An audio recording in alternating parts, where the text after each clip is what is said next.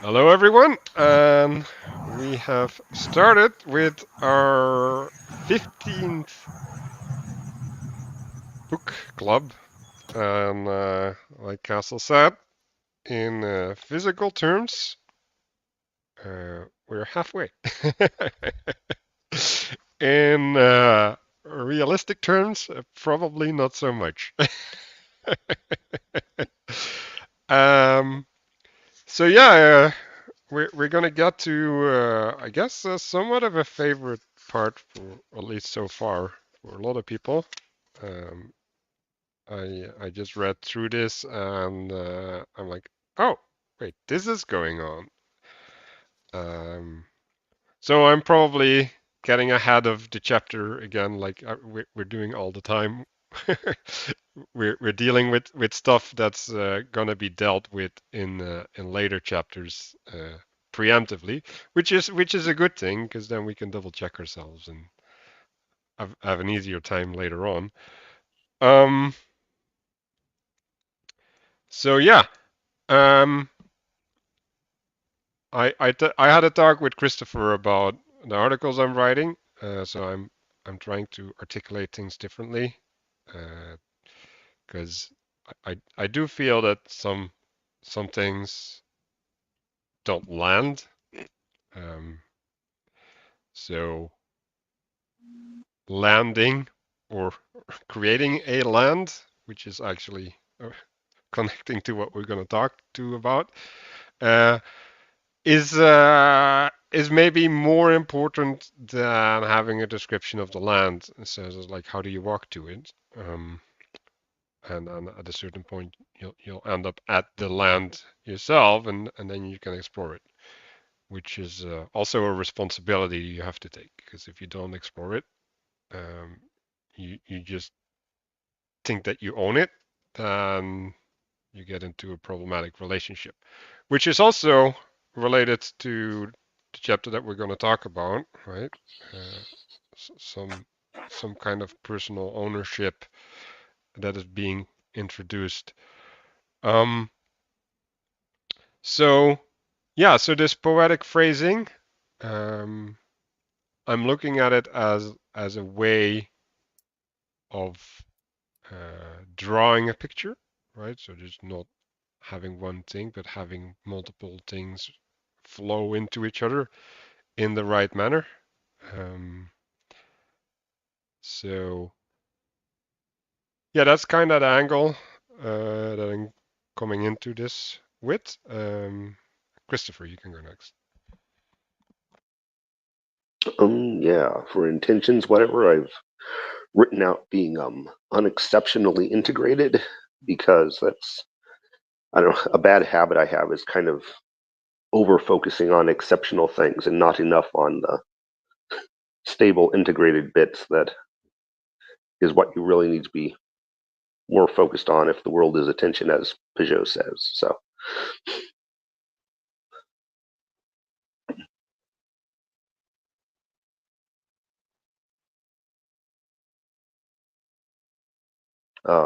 yeah, yes.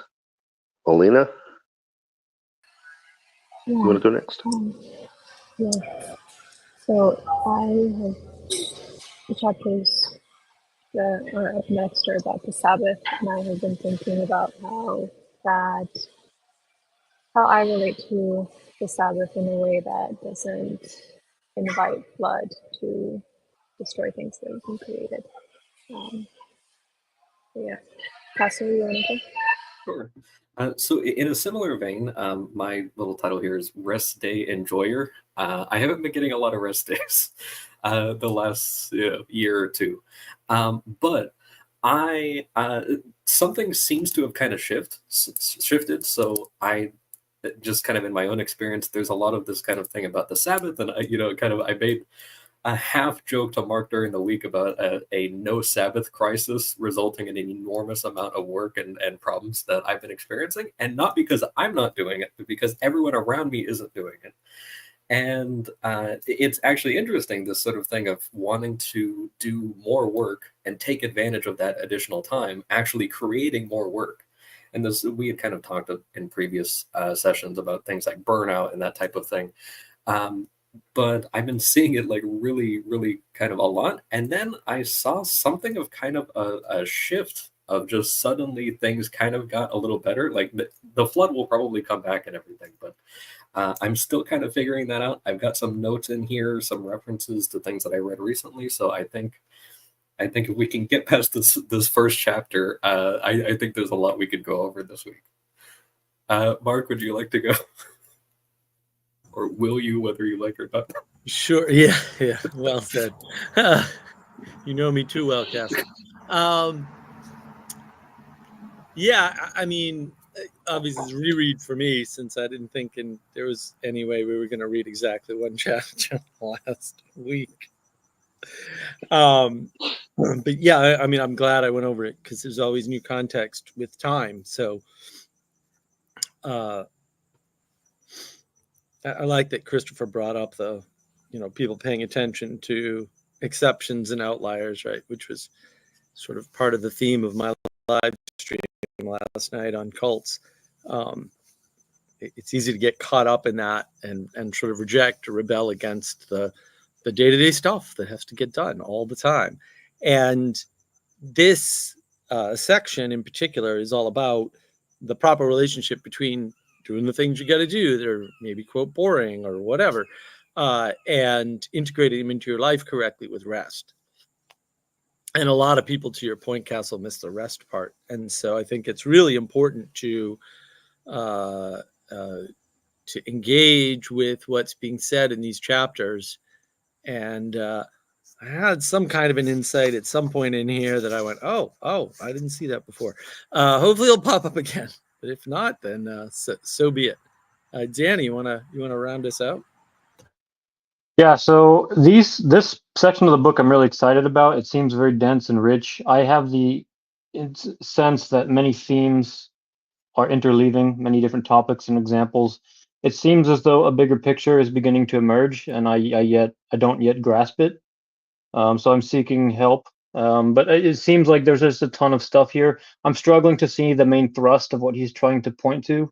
I mean, there are many things, but I guess locally, so I don't quite have a coherent intention. But on the topic of rest, I suppose I could making rest more tangible. So what I was thinking was, how do we have a Sabbath in a world where we fail to agree on something of centrally important? So this picture of that we're going to get into the first of this idea of lifting things up, having having the Sabbath be lifted up requires intention. And so it seems to me as though we have to agree, we have to come to some form of an agreement as a body in order to do this thing properly. So that'll be a superficial intention for at least one chapter. So, Manuel. Yeah. Yeah, let's go set the frame, because I think it's important to figure out what we're talking about. So it starts up with, for 6 days you shall do work, but the 7th day is Sabbath, which you shall not work. And so then I'm like, okay, what are they talking about, right? So work is the manifestation towards a purpose, right? And rest is a return to a previous state, a remembrance, an organized flood, because it's voluntary.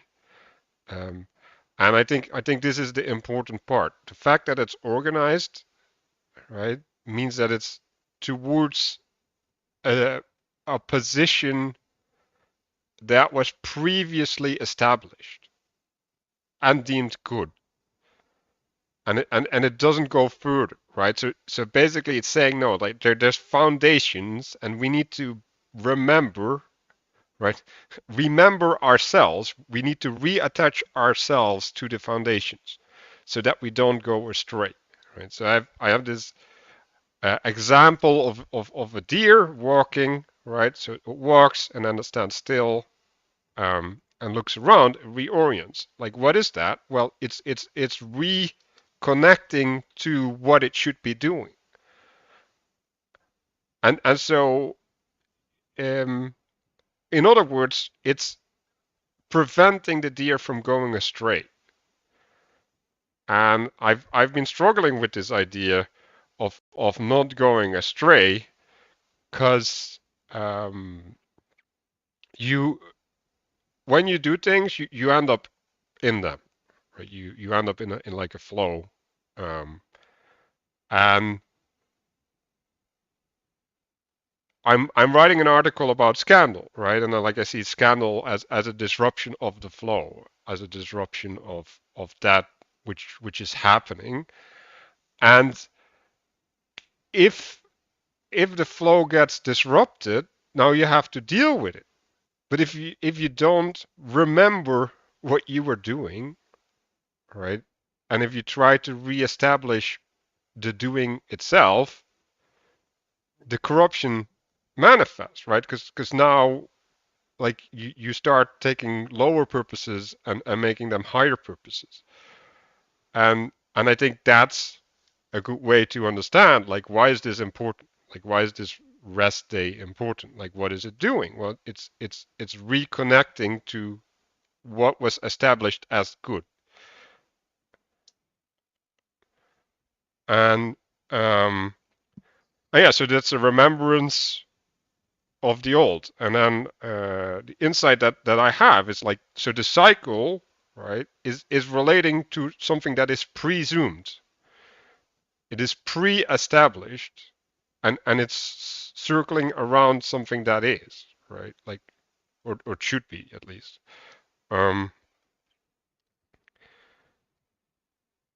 So then we go and read a little bit more, and we see wheels within wheels. The association I had there was with a watch, right? Like, a watch has a bunch of wheels that are interconnected. And the interesting thing about a watch or a clockwork is that it still records the progression of time as well, right? So there's a cyclical nature, but there's also a way that, like, especially if you have like a calendar on your thing, right, where the cyclical nature is participating in the progression.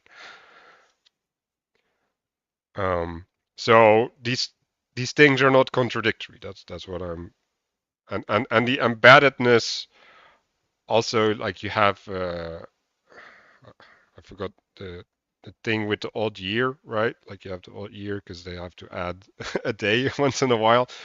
So there's the disruptions in the cycle, right? But they still get fixed in some sense, right? Or you could say that the calendar is not truly adhering to the natural cycle of the Earth or whatever.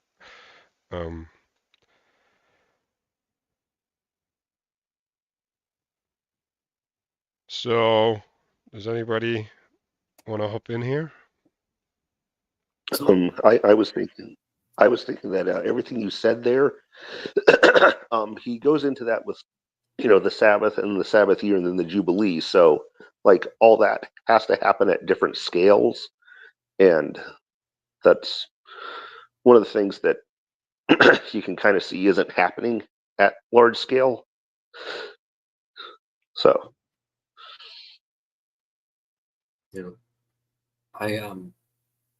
I wanted to add. So there's 2 points that that you made, Manuel. That I had just a couple of things I wanted to kind of pile on to those. So one of them was the sort of remembrance aspect of this. So it's actually interesting. The commandment about observing the Sabbath is actually the only one where the people are actually commanded to remember something. And he actually commands them to remember the days of creation, and that's actually the entire reason why that specifically is being given to them. And I do find it, there is that bit of irony there, that there's this sort of thing of like, going all the way back to the beginning versus like the middle out thinking that Mark talks about, where at the same time that the commandment is being given to Moses to then share later on with the people about remembering that specific thing, the people are down there creating the golden calf, and that it's the thing that is made in reference to these are the god that brought you out of Egypt. So it's this middle out thinking of, oh, you know, like we're only going back as far as Egypt and then coming out of that, which was like last month. You know, and it's just like we're not actually going all the way back to the beginning, and like you've completely forgotten you've gone astray at that point. You know, and again, this thing about the wheels within wheels and stuff. You know, I've probably harped on it too much, but the thing of the golden calf, like it doesn't really matter if it actually looked like a non-domesticated cow, or if it looked like, for example, you know, something like the Olympics logo or something like that, rings within rings or something like that. Doesn't really matter.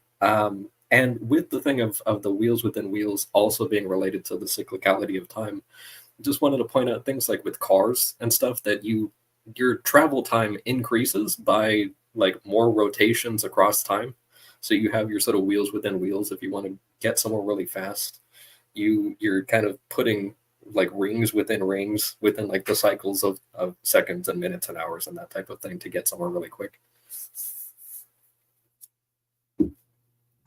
Yeah, I wanna relate wheels within wheels back to self-similar fracticality, right? Because you just wheels within wheels means some wheels are larger and some are smaller, right? And so, yes, but they're still turning, and their rate of turn is, we'll say, unknown or something. And I think that's really important. And also,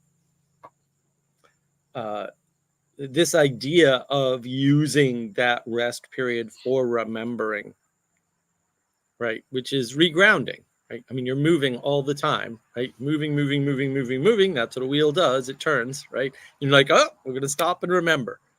We're going to stop and go back, and not back to an arbitrary point, to the middle out thinking point, Castle. Glad you watch my videos. Someone does anyway. You know, but back to the origin point, right? So you don't get stuck in this. Well, what I did wrong last time was, it's like, maybe also, no, you need to orient up, not orient to the last thing that happened or the last event you thought you cared about or whatever. You know, because maybe it was a fluke, right? Maybe it just wasn't time. Maybe one wheel somewhere turned in a way that you should have known that wasn't going to work, even though it was the right thing. And so, you know, getting that sense of scaling. I mean, he uses the term large scale here, right? So getting that sense of the scaling of this, it's not just a weekly thing, right? There's always a rest period within all the movement, and that is the thing that grounds you, right? You can't be grounded while you're moving, right? Those two are definitely in direct conflict somehow. And so that idea of not going too far before you rest is super important, and that's really and it's not just rest, it's also the returning, right, through the remembering. So that idea is really important. It is something we've lost. That's part of the reason why there's a flood, right? There's many floods, right? But one of them is the flood of work. We're just trying to keep too busy all the time, and so we don't have the time to stop and make the space for remembering, right? Because you can't do that while you're on the move, at least not in the same way. And there's no reason to. Like, you need contrast to see. So stopping is good to measure your movement, make sure you're moving in the right place at the right pace, and all of that. I think a fun and exhausting real world example that a person can experience during their day is try eating a meal while you're driving. Like, it's just trying to just be like, oh, you know, I'm not going to stop and set a space so that I can actually eat and maybe even commune with people or whatever. It's just, I'm going to eat. Like, I've done this before. I've had like a 2 or 3 course meal while driving once because I was insane in my, you know, late teens, and I had my license. And yeah, don't do that. Like, even if you are able to manage it, there's nothing enjoyable about it. Like, you'd have no rest, you know. I never did that with like a 2 or 3 course meal, but I've many times, entire Wendy's meals while driving. Yeah, it's, you know, and it is that novelty thing. Like, I can do this, I can do this, right? Or I can do this and other people can't, right? Now you're just being arrogant, right? I can get away with this, sure, maybe, But unless you actually need to, and maybe you do once in your life, you're destroying yourself, and you don't even realize it, and you won't even notice it because it's going to come later, because things are still turning, and that lack of rest is eventually going to turn into something that will wipe you out in a way you won't expect. If you keep getting wiped out and not knowing why, that's why. I think yesterday I only caught the monologue this morning, but you mentioned something about like structures having momentum, and that there is that thing like you're riding on the momentum, or maybe you're on the wave, and you think like this wave is going to last forever that I'm surfing on. It's like, no, it's not. It's really not. Maybe you bail halfway through. Like maybe you lose balance, or maybe you don't see the wave that you're on, right? Or maybe you see a wave that you're on, but you don't see all the waves that impact you. And that's why you need the rest, because the rest lets you see that better, or gives you a better chance, or at least takes you out of the game for a bit, so that maybe that wave, that bigger wave that you can't see, because there are waves you can't see for sure, won't get you. Yeah, and that. Okay. Quick question. When you guys talk about remembering, so there's a way that it needs to be framed that makes it passive in this sense. Because when I think of remembering, it feels like an action, but if you an active word. But if you take it in that sense, then there's no rest involved in that, and it's still a building up, and then you're still in space rather than time. Yeah, but remembering can be done from something outside of you towards Okay. you, right? So if I ask you to renew your membership of your subscription, right? I remember you. Like I make you member of me again. And there's an importance to that, right? Like being a participant in that ritual, right? Makes you recommit to your participation in whatever you remember, right? So because the authority is above you, you don't get to remember. Like the authority has to do that to you. Yeah, I think this is a confusion a lot of people have. I have a live stream on this somewhere. Thoughts are not actions, and that's one of the problems, right? It's not. On the other hand, your brain as a single organ uses more energy than anything else in your body, but also thoughts are not actions, and we get confused. And the reason why they're not actions, because other people can't interact with them. They can interact with your language, which is an expression of thought. They can interact with your body language, which is an expression of thought, but those are actions because they're outside of you. The things inside of you are not actions because other people can't participate. And so remembering shouldn't be a struggle, especially not when you're remembering basic things, right? Like where you came from and how you got here and things like that. Those are things that as you rest, they come to you because you quiet your mind. And that's something that basically, not that I'm recommending this, but that's something you can learn in meditation, for example, right? In meditation, you learn, oh, my mind's busy all the time. Why is that, right? Oh, it shouldn't be. Let me see if I can calm my mind down and then clarify my thoughts. And meditation, in particular, Viveki's meditation series is really good for that, right? It's really, really good to show you that that's the case and allow you to train that out of yourself to some extent. Anyway, you can't get rid of it entirely. We'll say, it's not a perfect of the world thing.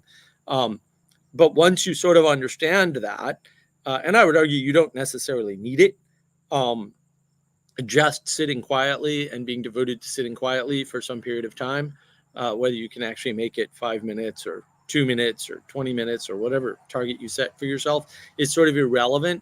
Over time, that will work and memories will just come, quote, unbidden to you. So it's not something you have to put energy in the way that you'd have to put energy in moving a box. Yeah, I'd like to also just kind of add on top of that a little bit of this. That one, yes, you can definitely, you can call things to mind, or by call, like that itself is kind of you're then resting and then kind of in this sort of participating by being receptive type of thing. But also there is this aspect of like, if you're maybe even if it's distributed across multiple people, then it's not so much a work that you have to do. And I've seen this kind of with relation to, especially like with the Sabbath, or people like going to mass or church on Sundays and that type of thing, where they're like, oh, you see the kids are just like, oh, really? Like, I thought today was, you see this with a lot of adults also too, where it's just like, oh, like I thought, I wish I had one day off. They say that because the only thing they did that day was go to church, and they thought they didn't have the day off. And that sort of thing happened. But you can see this at, like, in the words of the consecration of the Mass, where they actually say, do this in memory of me. And it's echoing back to the Last Supper. And it's like, there's that do this in memory, that there's an action involved, participating, being remembered, like having a hand reattached or something like that, that you're experiencing. And that, depending on, to Mark's point of kind of, being quiet and receptive, that there is rest there. Like, I've noticed this, like, kind of, I would say experientially this last several weeks. Like, the only times I actually feel rested is during liturgy. I don't feel rested after I sleep. Like, even if it's like 9 or 10 hours, I just don't feel rested after I sleep. But interestingly, on those days that I go and participate in some sort of liturgy, even if it's not specifically the Mass, like I do actually get my energy back, which is interesting. Now, I can't explain that, but I think that's some of the exploration that we're seeing in the next few chapters. So that's really interesting, Castro, because I actually have something similar going on with me. So I used to sleep like 9 hours and regularly have to take naps, and now I don't even think I'm making 7. Yeah. And I feel way more rested, and the naps are no longer me sleeping, but just me laying down and letting things reestablish themselves. Yeah. And I had to go through an active participation in that to deregulate or return to a previous order things in my mind, because I don't know where the structure came from, but like it was inhibiting me from actually letting go, right? And so I think that framing, right? Like, because there's two things that happen when you do things, right? So one is you just have too much structure, and then you get tyranny, right? Which you just have to let go of, right? So that's the reason to get rest. But also, like, you just might have a flood of structure, like it's not the rigidity, but just the multiplicity that will paralyze you in your participation, right? And then the renewal is the returning to simplicity, and from the simplicity everything can be set in the proper hierarchy. So like there's a order to importance, right? And if you are stuck in the doing, you can't see the order of importance. And so about the remembrance thing, right? It's like we act as the hand of Christ, right? So in some sense we reconnect to the body, right? And so if you go to the idea of a deer, right? So the deer is participating in a being when it's walking, right? Like it's participating in walking, all right? And then it looks up, right, or looks around to see if it needs to continue participating in the being of walking, right? So it's the leaving and then allowing yourself to either return or to be called somewhere else, right? And that's the movement, right? So you're leaving, you're stepping back, right? Or you're looking up, right? And you're receiving the calling, and then when you're called to do something, you go do that, and that might be re-engaging with what you were doing, right? Like, it's not about the disruption, it's about having the opportunity for disruption be there. So I want to go to the returning to the primitive conditions. So first thing is, for 6 years you shall sow your field, prune your vineyard, and gather its produce.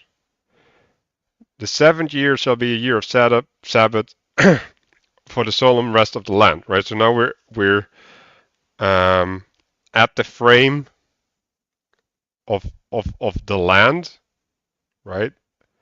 And the rest of the land, right? So this is associated with agricultural symbolism, and basically what it says is, okay, like the land has all of this stuff going on, and we're doing work, right, which is the establishment of order, or having it serve us or serve our will, right? So that's connecting it to your individuality, right, to your personhood, and then it basically says, well, you have to let it go, right? Like you have to let it go out of your hands. So it can be itself, right? Like it has some own way of being that it can manifest, and that's what healing is, right? Like so, um, for example, you could make the same analogy with your liver, right? Like if you drink every day and you never give your liver a chance to heal, you will get sick, and so like you can't do that. So that's kind of the same uh, pattern. Um, Creditors shall release debtors, and servants shall be let loose. Right. So this is again the individual frame, right? The individual uh, relationships. Um,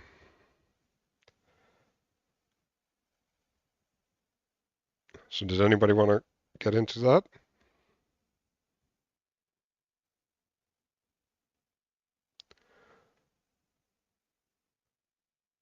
So going on 7 times 7, right? So now we're stepping up a layer. And it's now relating to liberty instead of creditors and debtors. So it's relating to a higher principle. And in the higher principle, everybody gets to return to a tribal possession, right? So you're, instead of releasing the individuality, you're replanting people in the place that they were originally planted.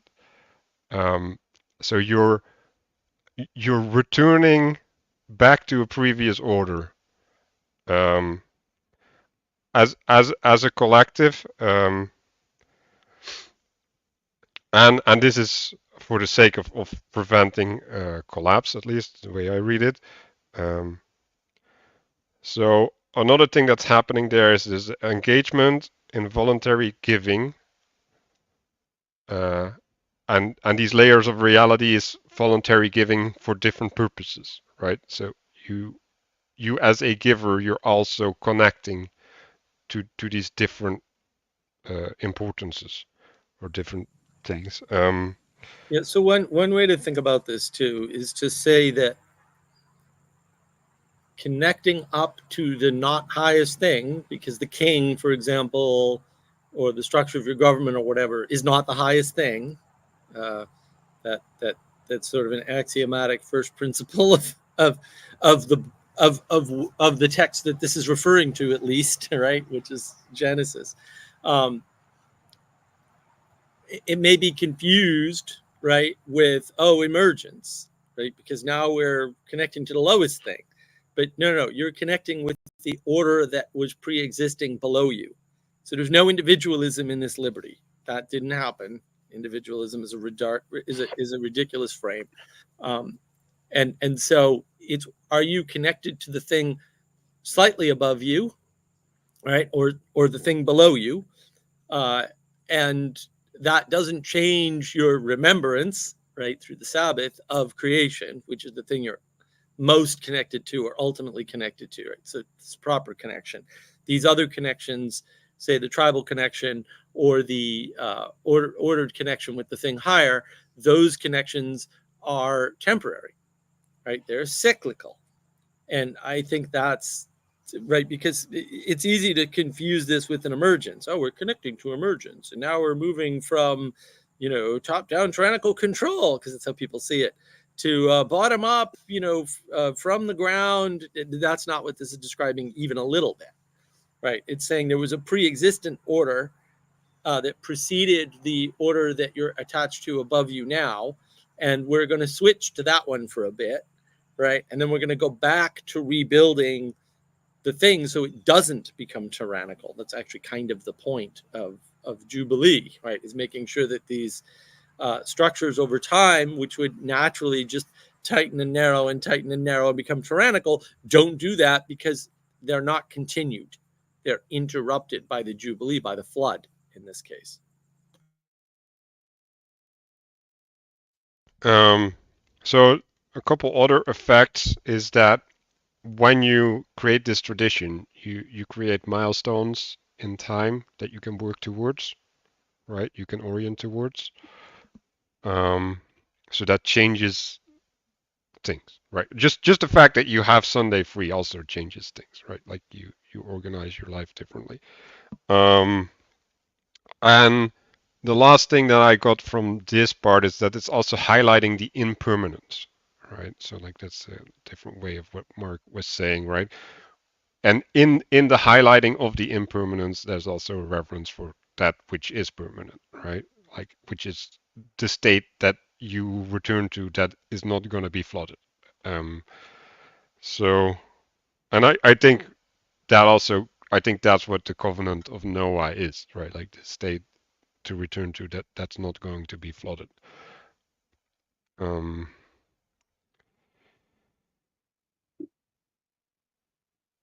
Yeah. So at the bottom it says return to primitive nature. I would say established.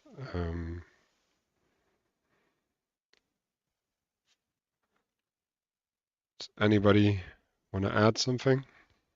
I think I would just add just a couple of quick little points here. So there is that little bit that, and this kind of comes up a lot in scripture, where in different words there's this kind of remembrance of humility as well. So there's that kind of "you are but strangers and sojourners with me" aspect. So it's like, don't forget that you're a Muppet. Like you're not the one making the rules.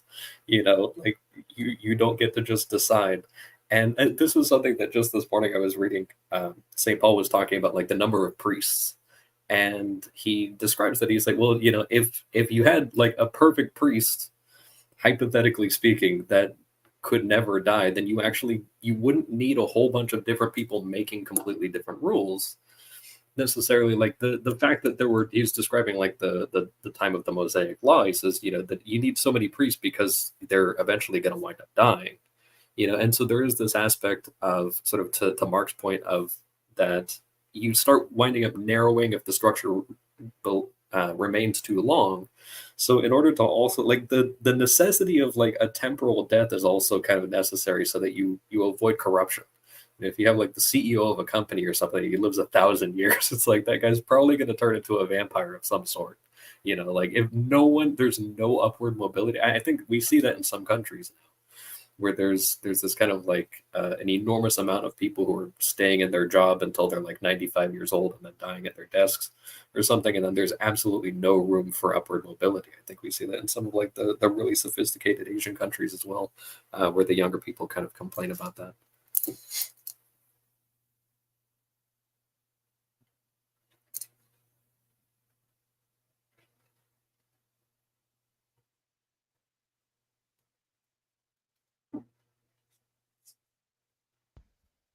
Yeah, so we're talking about structure here, and the binding yourself, right? So a different way of using that word is commitment, right? But the binding yourself implies that there's this external thing that's bigger than you that you're stuck with, and yeah, we might flip those skills in modern language, but there's different type of bondages, right? And some of them need to be freed, right? Some of them need to be loosened, and I think it's interesting to say, right? Like there's a freeing of slaves, the canceling of debt, and the returning of land, and they all engage with a different thing, right? So slave is relating to autonomy. Debt is related to the ability to self to move, I guess, right? Because you're stuck paying before you can move on, and the returning of land is the place that you're placed, right? So that is related to your ability to self-establish something, right? To gain ownership over things, to plant a seed.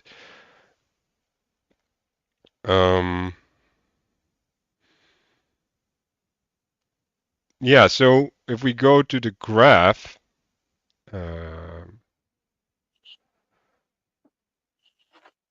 yeah, I'm starting to get a little bit problematic relationship with this idea of identity, right? I would say the source or something, right? Or the source of identity. And and then there's that identity is, in my eyes, established through a promise, right?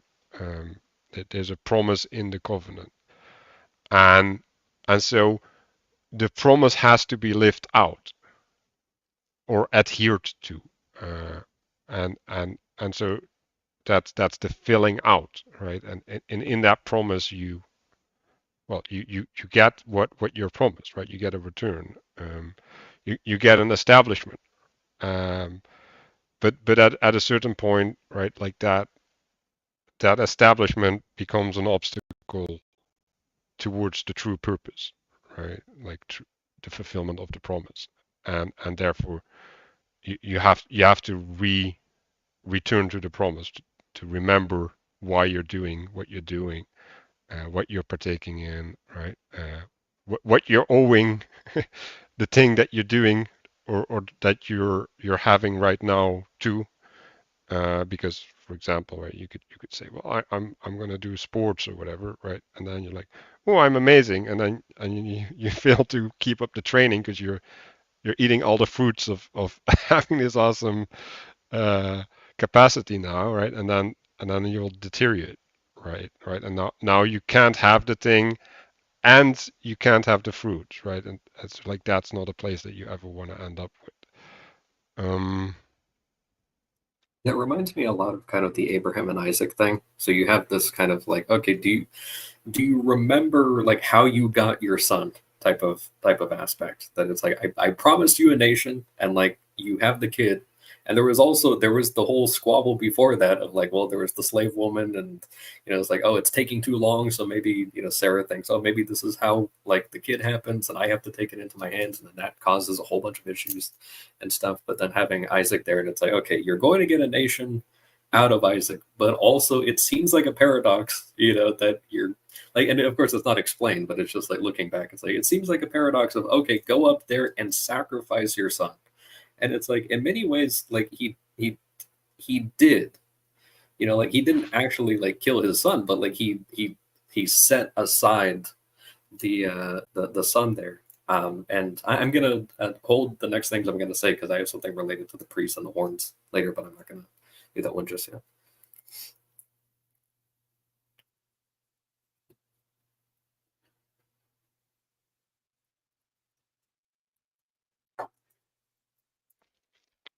So, yeah, yeah, let's go to the overturning space with time.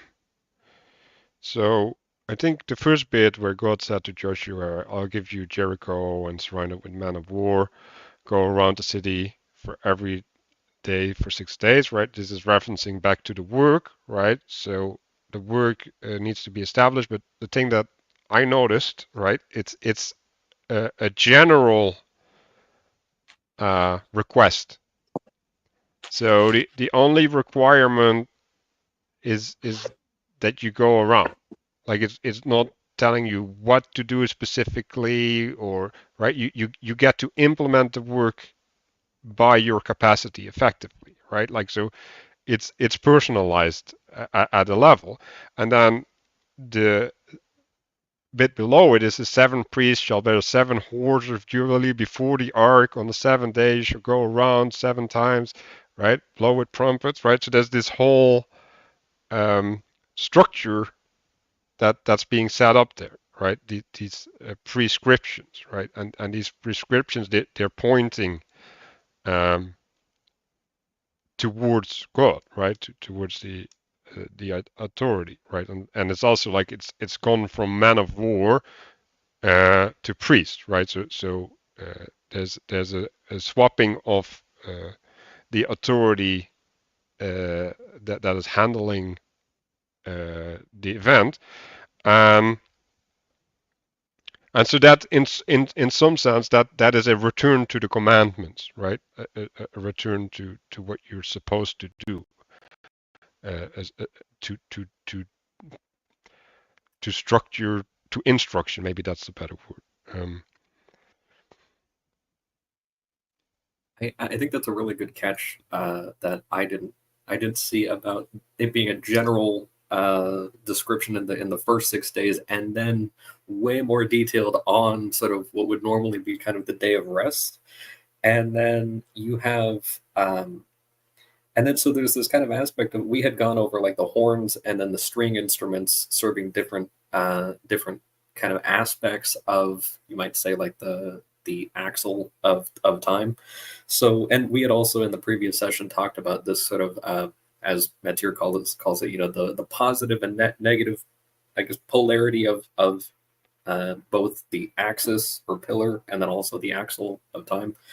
And how you can kind of state one or the other of kind of like the thou shalt or thou shalt not type of thing, referencing the same thing. So this aspect of that the horns are meant to kind of knock something down, whereas the string instrument is more for soothing. But so, you know, you take horns out to war, it's an intimidation factor, you know. Also the fact that there's shouting that's also happening, you know, you have kind of like the horn that's within like the human beings that are there as well. You know, and it's not the only thing, but there is that kind of like on the personal level, if you're trying to bring down somebody's walls aggressively, I guess you could say, you could shout at them, you know, and like that'll overload them and drop their defenses. I've heard of like martial arts scenarios of you know, like competitions where people have actually successfully won just by being loud enough that the other person actually backs off. But this also thing of kind of, you have, there's specifically the horns of Jubilee. So the horns that would normally be sounded on the holiday that we referenced on the previous page are the ones that are being used to break down these walls, and they're being the horns are being blown by 7 priests. So you also have this kind of like, the priests are they're the consecrated religious kind of set aside, purified representatives of the community as well. So there's sort of like the crowns or even the horns, you might say. I mean, that's going to get referenced a little later, but they are kind of the horns of the animal, so to speak, at the top. And then so they wind up doing that with these specific rigid instructions, and then with the long blast on the shouts, then everything kind of comes down. So I just wanted to point out that we've seen a lot of those little elements kind of building up to this in the previous chapters. Yeah, I want to point out a couple more things about the horns, right? So horns are also used as calls to attention. They're also used to convey instructions in war. So, and if you say like a horn of Jubilee, right? Like it's in some sense it's calling to attention the impermanence, right? So it's like a reminder of, well, you are behind your walls, but time, right? Like you'll starve. Like your time will come and go, right? Like all of that. Um, and so yeah, I also like this. There's when people retreat behind walls, um, you have to call them out in some sense, right? Um, so you have to refocus their participation, right? So that they soften up, and that means that you have to get them in a different game, right? They're not in. If they're in the defensive game, you'll have war. If you have a if you're actually doing something different, right? In other words, if there's something higher than the war, then there's a different means of resolving the problem. How is that done in a way that's not subversive? Define subversion.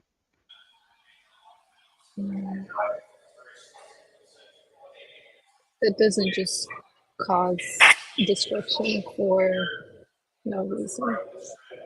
Maybe Christmas caroling. That might work. If you had Christmas carolers outside of like a business district or something like that. That may be like a very small scale example of it not being destructive, but still breaking down walls a little bit. Where you see like this thing where you see people on the road and they kind of, they all just stay tunnel visioned, as they're doing their stuff and super antisocial and everything. But people tend to stop, if you see like a pianist or a saxophonist or carolers or something like that, their walls get broken down a lot of times.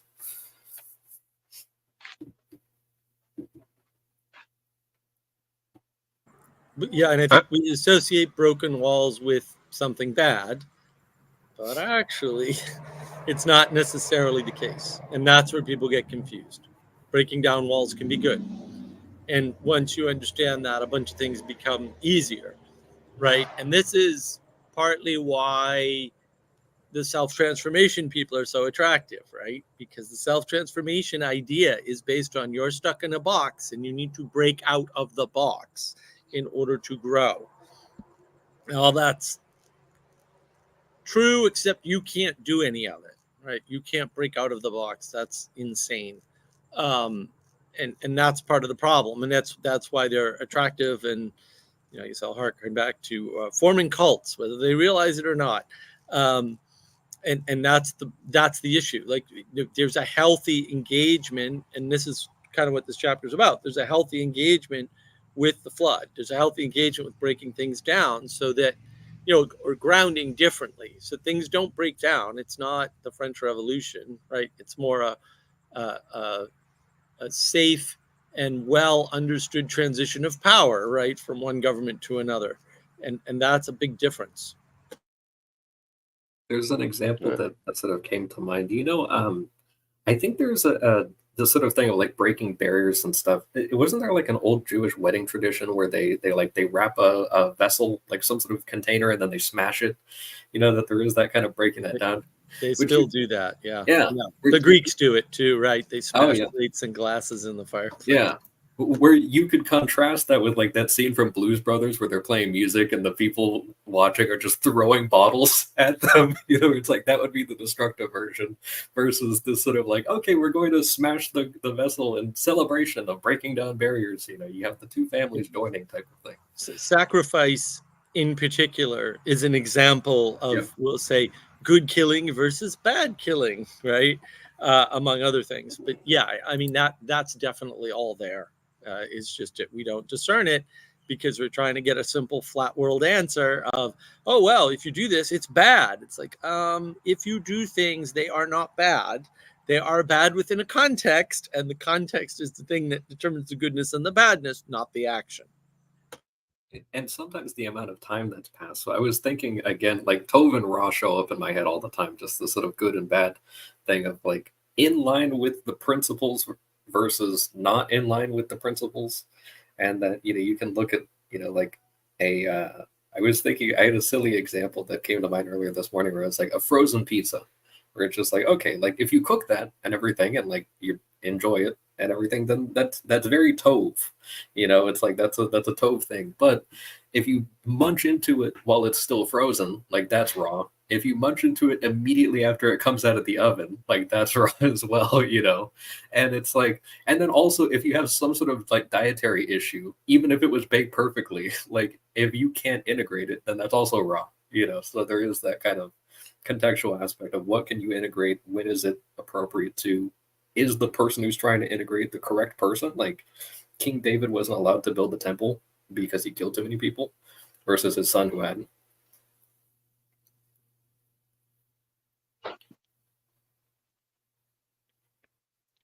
So one of the things that they did is after they conquer the city, they tear down the walls. Like, why would you do that? Well, you would do that in order for the making surrender permanent, right? Because if you have walls, you can just remand the walls when the conquering force leaves, right? So to have true surrender, like you remove the walls, and that with the walls you remove the temptation of rebellion.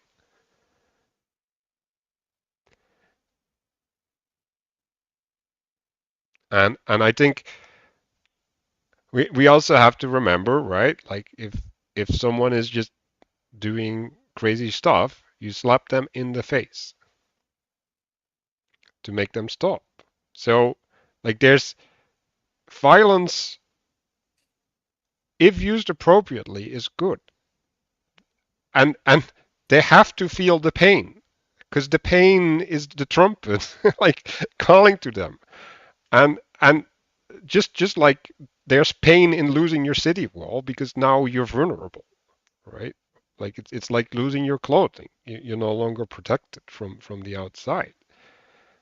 And and that also means, right? Like if you're a city and you're at the edge of an empire, which is probably the reason that you got conquered, you are dependent upon the protection of the force that just conquered you, right? Like you're actually reliant upon that.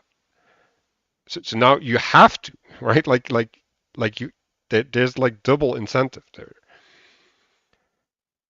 That And reminds in some sense they also have a spiritual wall around you, right? Because now you're part of their empire, right? So if you're part of their empire, that means that if they attack you, they basically stain the name of the empire, right? So like that name is giving you protection as well. it reminds me a lot of there was something that the old Archbishop Fulton Sheen said, something like that pain is God's megaphone. And then I remembered seeing a thing that St. Paul talked about in one of his letters, where it was one of the Greek cities that he wrote to, and he talks about how they went to some area to the east, and then they suffered like horrific scenarios that he didn't even want to talk about. And he said, he was like, "Oh, we were allowed to endure all of that to increase our dependence." Just like to your point about the conquering force, and then being sort of dependent on them ultimately. And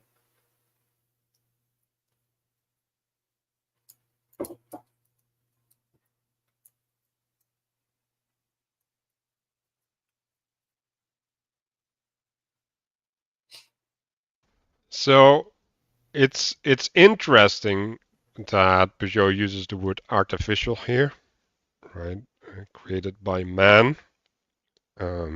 So there's also space that was created or established or promised by God, right? And I think that's the contrast, right? And so the artificial space is the space that needs to be flooded,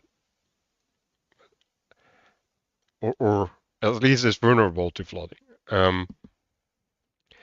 So that is interesting. And so when I was looking at this graph, um, it if you look at it from the artificial perspective, so the man perspective, right? Like the the going around is encirclement, right? So we have this idea of circumambulation, And when you circumambulate something, you basically reveal its true nature by engaging it with it from multiple sides, right? So you get to identify something, right? And then if you properly identify the nature, you get to establish a space with around that nature, right? So you can properly plant a flag and manifest something, right? But and also you can properly destroy, where you can identify like this is should not be here, right? Because its nature is false, like it needs to be taken down. Um, and yeah, so yeah, the interaction with the nature can be godly or artificial, right? So we if the more we misidentify the nature of something and we build upon it, right? The more we sin, right? And eventually it will collapse, right? Because it can't endure.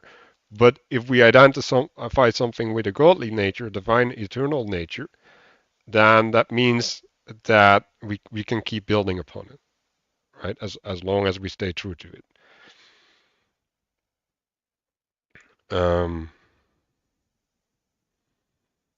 so one one way to think about that is the population of a space, right? So there's a space that is promised, right?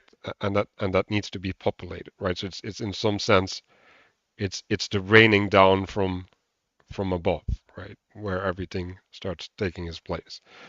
Um,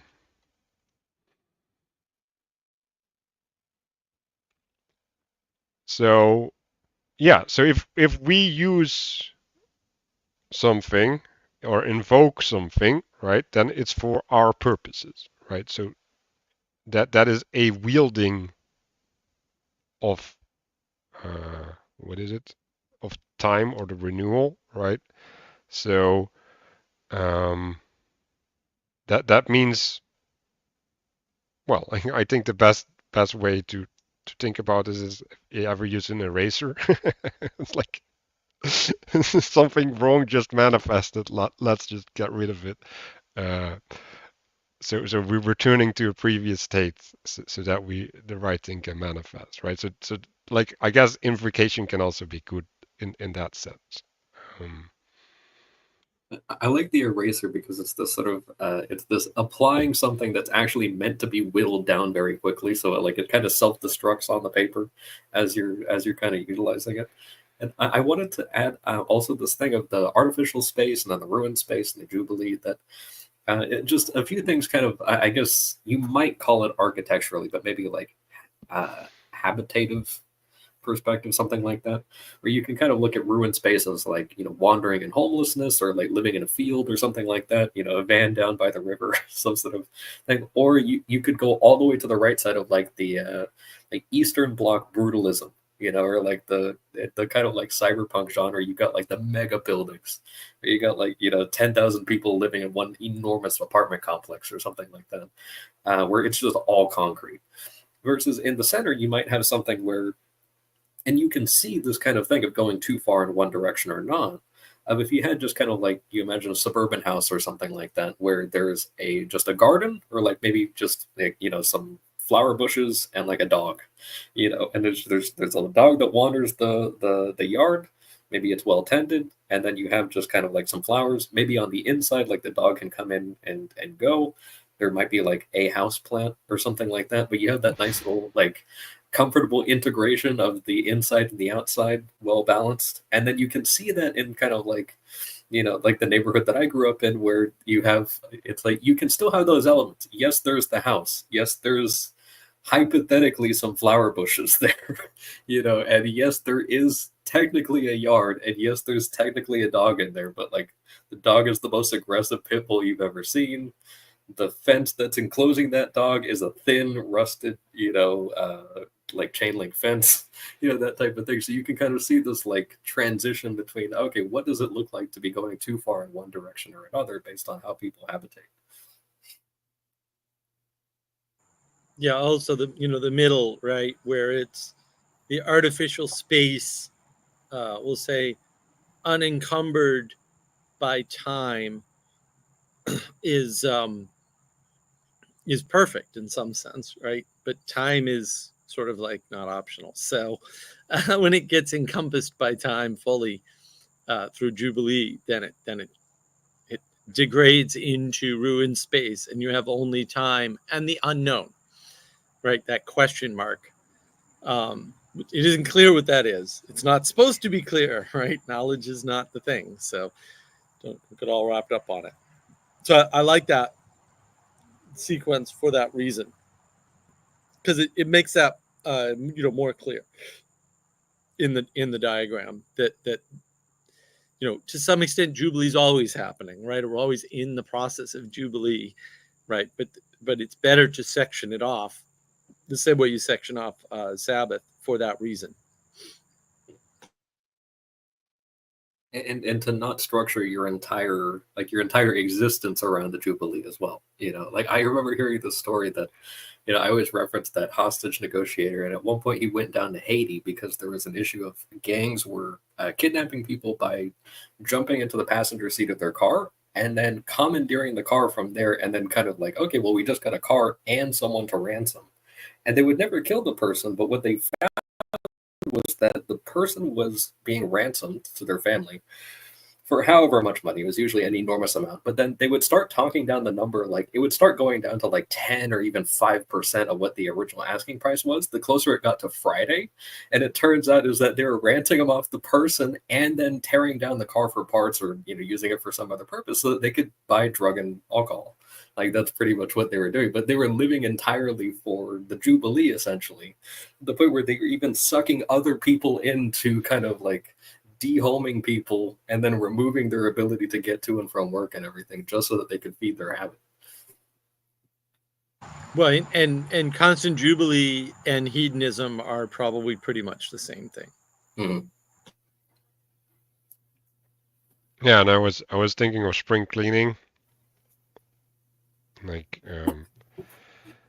and I think it's important to realize that there's parallel orders, right? So there's the cleanliness of the house, but then there's also the way that you design the space, right? And I like Castle's layout of like what is a house, right? And if you go back, it's like, okay, like how did we get to be a house, right? Like what's the function of a house?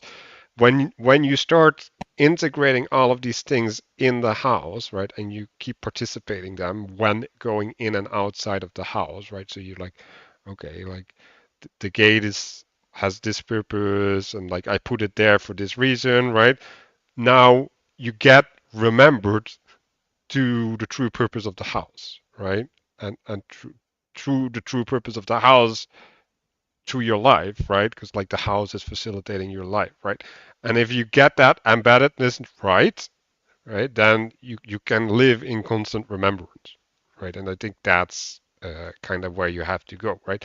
And that's where the fractality, right? The cycles within cycles, right? So you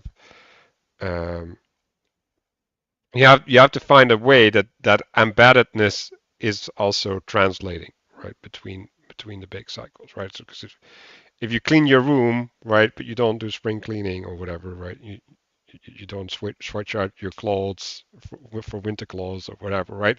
Like you're still stuck. You're just stuck at a different level. It reminds me of, have you ever been to like people's houses where they like encase their furniture in plastic? Or like even like the couch cushions and stuff are just covered in plastic. It's just like, oh yeah, you can't sit there because we don't want to damage the furniture. It's like, why do you have it? Why isn't this just like a padded room then? But that's the kind of try to control. I actually had an experience with that, right? Because I bought this new suit for my brother's wedding, and like the pockets, they basically lost their sewage, and so I went back, right? And so this woman admonished me she said, "Did you put your phone in your pocket?" I'm like, "Yeah, I did." And she's like, "You're not supposed to put your phone there because it will drag out the phone there, or the pocket. Like the pockets are not made to be used." And I'm like, "What?" So I'm just like they remove the functionality and they privilege the form or the beauty, right?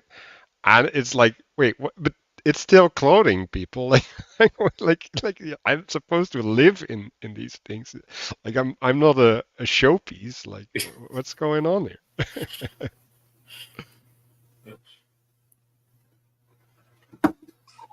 I have a question on this page. So the footnote at the very bottom, how do you guys understand Samson's story as representing the cyclical powers of the sun and David's representing the powers of the moon? Can you I repeat have, that louder? Because like there was a lot of background noise. yeah, sorry. How do you understand the idea that David's story represents the cyclical powers of the sun and Samson's the powers of the sun and David's the powers of the moon? I have an idea of how he's like mapping that, but I'm not sure if it's correct. I can Is take that? that. No one Oh, else wants to. go ahead. Okay, so Samson is solar. And there's a few elements in the story, and I recommend like kind of going through there because I really like the story of Samson actually. That he kills a young lion with his bare hands, essentially, and so the lion is a solar image, as we've kind of seen before with like the lion and the bull. So there's this aspect of him kind of killing that, and then he goes back and he winds up eating like a beehive actually develops in like the carcass of the lion that he killed, and he passes it by and sees, oh, there's honey, and he eats this golden substance out of the actual thing. So he's kind of eating out of the dead lion in a sense. And then there's this kind of aspect of him then kind of joining with the foreigner and being overtaken by the foreigner, and then winding up kind of like self-destructing. So there's this aspect of like Samson killing the sun and then eating the sun, and then like he himself being the sun and then destroying himself. He also has a giant mane like a lion as well. So there's a little bit of those aspects. I couldn't go into like super high resolution, but there's a lot of solar elements in Samson's story. I think there's also like some purity stuff, like at the beginning, because he's a Nazarite, he's not allowed to like drink alcohol or eat any sort of unclean thing or anything like that. So he's not allowed to enter into inebriation or like sleepiness or like a lot of these things. He also gets captured in his sleep, I think. So there's a lot of those kind of aspects of like the sun going down and then being like inaccessible or subdued. So that happens a lot. And then King David is really interesting because he fights like the supreme art of war in a sense. Like he's so skilled at this, but so he's a lot of kind of like, if you look at the Psalms, it's this kind of like constant oscillation between like he's victorious and then now he's super sad, and then he's like beseeching God for mercy, and then now he's like asking for the destruction of his enemies, and there's this always like kind of constant transitioning going on with him. And then when he fights, he doesn't fight people directly. So like you have King Saul trying to kill him, and he's literally there playing a string and some instrument trying to calm him down as he's having spears thrown at him by the king. He's also the transitional king that God chooses because Saul didn't do the job correctly. So there's this kind of aspect of like the moon overtaking the sun. And then like Saul, I think, would be kind of like a bad solar image there. And then the way that he does war is that he actually goes to war essentially with the Jewish, like his own Jewish people, by then going and he joins the enemy faction and then never actually fights the Jewish people, lets the enemy faction think that he was, because he was raiding like Egyptian bandits or something like out in the wilderness, and then saying, wow, we just destroyed the those Israelites out in the desert, and then they come back with a bunch of spoils from Egypt. And so there's a whole lot of this kind of subterfuge and deceptive war. And then eventually he winds up getting his enemies to destroy each other. So like King Saul actually gets destroyed by the enemy faction, and then the enemy faction gets destroyed by like the Israelites, and then he's able to go back home. So there's this kind of like he's constantly in subterfuge and like sort of cloak and dagger stuff the entire time. Well, and that also sort of the way you outline that, Castle, because I'm not really that familiar with either story. There's a depth to the moon because the moon has 2 cycles. Yeah. And the sun only has 1 cycle. And the Right. sun is stable, right? It rises. It looks pretty much the same all the time. Every time it rises, the moon, not so much, right? Yeah. So there's a depth and complexity level to the moon that does not exist in the sun. And there's a depth and complexity levels in those stories that is not, that is different, right? Yeah. And yeah, so you can see all the ways, and there's more ways, but all the ways in which that comes together. And the deeper you look, the deeper you can go effectively. Also, don't get caught up in that because that's endless, like everything there's else. so much there. I could keep going. I'm not going to because it's not good. Well, I wanted to add one thing, right? Because correct me if I'm wrong, but I think David was promised like fairly early that he would be king, right? And so he's living in the shade of the king, right? So he's always in a reflection of the authority that he's supposed to have. Yeah. And then he gets the jump on King Saul so many times and then never overtakes him himself. He allows his enemies to kill themselves, but he never actually takes the action himself. Well, when he is king, he's also always being threatened by the power that his sons try to assert in taking his position as well, whether it be Absalom or there's another one right before he dies. So I don't know how that fits in. Well, it's kind of like the time cycle goes out of control because there's a lot of like King David's the one, like not his son Solomon who winds up being the one to build the temple, but King David is responsible for like a lot of death. And also there's this aspect to Manuel's point of kind of like the reflection aspect. And I think Matthieu talked about this in like a way older interview about like the Bathsheba incident, that he's seeing, like when he looks, he sees Bathsheba in like the pool or bathtub or whatever it is, and that he's seeing this like the potential of himself of like, oh, this could potentially be my wife, but he's also seeing like in a previous chapter we saw that like still water is also like a mirror. So he's actually, when he's looking down, he's also seeing himself in the water. So there's this aspect of kind of like he sees his reflection. There's a lot of I don't have like the whole thing, but he makes the mistake by not being the reflection, but by trying to like participate with his own reflection or something like that. I don't really have much of a picture on that. But it goes out of control from there. And another thing is he matured in exile. Right? And I think that's part of why he's not allowed to build the temple, right? Because he's not raised within order.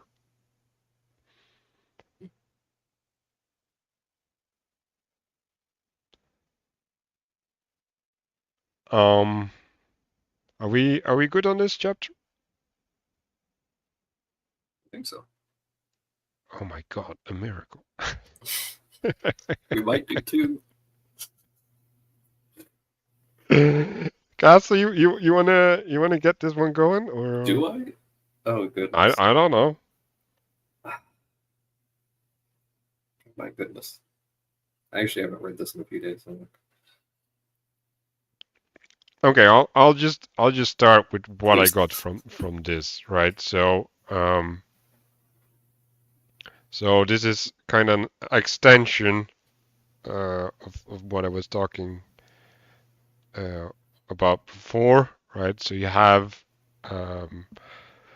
the and yeah, maybe I'll just go in with some criticism of this, right? Because there's a reason why I didn't understand it, and the reason why I didn't understand it is because it's not showing the primacy properly, right? It's not showing that it's adhering, it's manifesting within a container, right? So things that manifest within a container maintain a stability, right? So we could take this book club, right? So we come here, right? We hopefully are prepared, right? Like we have our things together, right? So we have dry land, right? We have established order, right? And then we come and interact, right? Like we change some things out, right? And so there's a mediation happening, right? And then our lives happen, right? And the order of the book club gets completely disrupted, right? Because like we're not living in the book club, we're living in our lives, right? And so there's a permanence with the book club, right? So like we come back to the container, right? Like the container reorganizes us, right? Partially because it invites us to prepare, right? All of these things, right? So there's this oscillation, right? And so you can look at the oscillation from the inside, which would like be what's in the picture here, right? About the Sabbath, right? Where there's this mediation between the flooded and the dry, right? Or you could see it from, no, we're participating in this thing, right? And this thing holds everything together, and then there's multiple states within the holding together, right? And so since I'm looking from the higher perspective at the thing, looking from the inside was a little bit confusing to me. But I think the higher perspective is the covenant, right? It's having the center remain the center, and that's kind of like the importance of remembrance as well, right? Like you stay true to that which gives life, right? The source of the identity. If we go back, I'll just go back to here, right? So the identity, it can manifest in different manners, right? So the way that the hierarchy gets filled out is not relevant in for the sake of the identity, right? As long as it's true to the identity, right? So the thing that's relevant is that things are true, not that the way that they get embodied, right? And so this goes also back to this idea of, right, like the work part is less instructive, right? But the remembrance is instructive, because if you remember the wrong thing, then whatever you will work will end up in the wrong place. It will miss its mark. It was sin.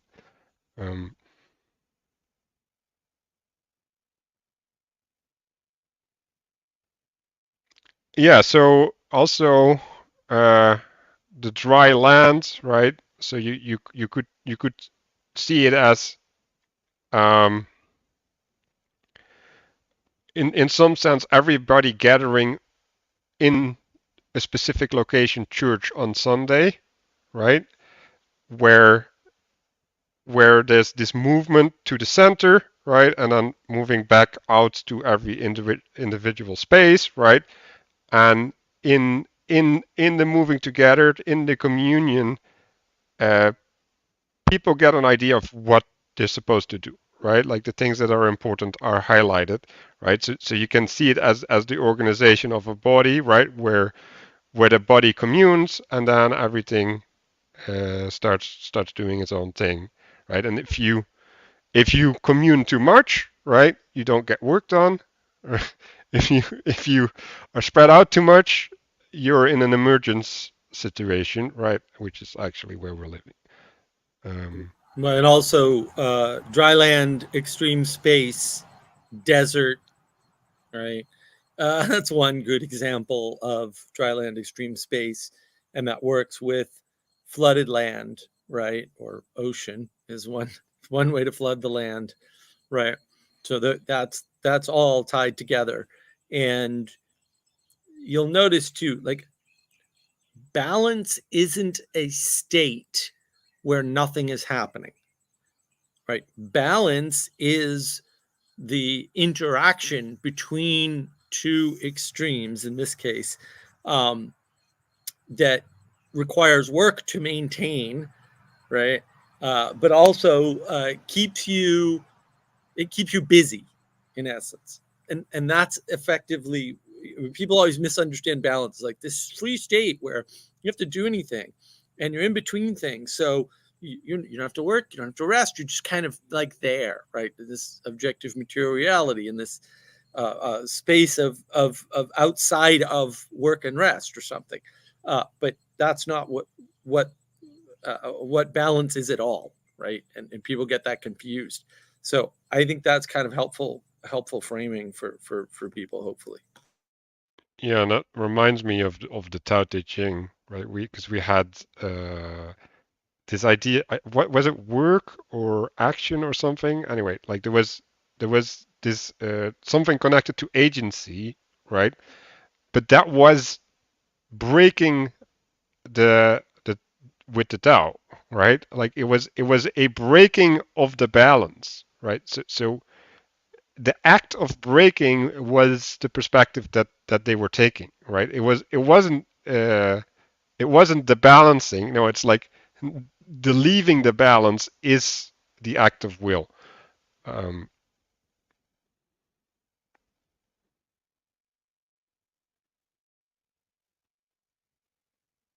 Yeah, I like the image that he puts here of kind of like the deal between land and the sea to not kind of overextend into each other, and to the point of like, yeah, you still have to kind of maintain work. Like if you're going to build something on the coast, then maybe you also need to kind of set up something so that you don't get overrun at high tide, for example. If you're, just if you're not aware of the fact that there's going to be that kind of moving back and forth, then there is that issue. And I kind of made this point last week, I think, because it was after the incremental improvement stream, this sort of thing of that, there's the balance or neutral state is just, you're transitioning from backsliding to improving, and it's kind of like when people ride a bike. Again, not something that I do. Some people here have, for the folks at home that have tried that. But this kind of thing of you're moving side to side on the thing a little bit to kind of maintain balance. It's not just like, oh nice, I'm on this and then now I'm just on rails like a train or something. You have to be kind of shifting the weight and kind of making sure that everything is correctly adjusted, and then also adjusting for the like the contours of the road and that type of thing. so you're talking to someone from a nation who's expert at water management. Yeah. And creating and dry land, yeah. Right? And how using windmills is like a permanent state of work, right? And like if there's no wind, then the flood will come in. And then there's other things, right? We have dams and stuff, right? And like you have to let out the water if a lot of water is coming through, right? Because else it will break the dam, right? And we also now have designated trains that are being used, right? Which with wild animals even, and they got flooded. They're designated to be flooded, right? So they will be evacuated and given to nature if nature calls for that, right? So there's all of these patterns and dealing with the flood, not the flood that you invite yourself, but the flood that comes from outside. That still can help you maintain a healthy relationship within certain margins.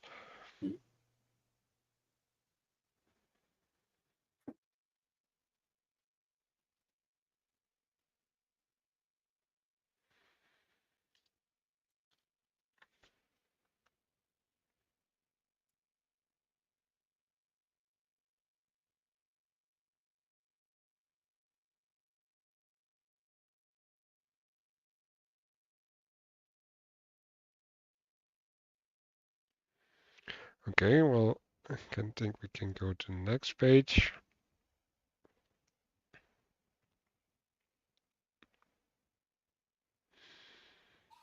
I have a question on this page.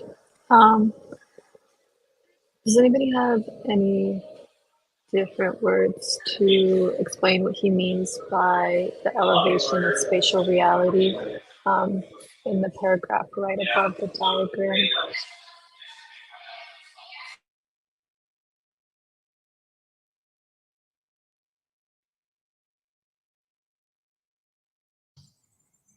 Well, I mean, what is it, the spatial or the reality that you're struggling with there? Because I don't. I mean, it's Spatial. perfectly logical. Well, What does that mean? What does that sentence mean?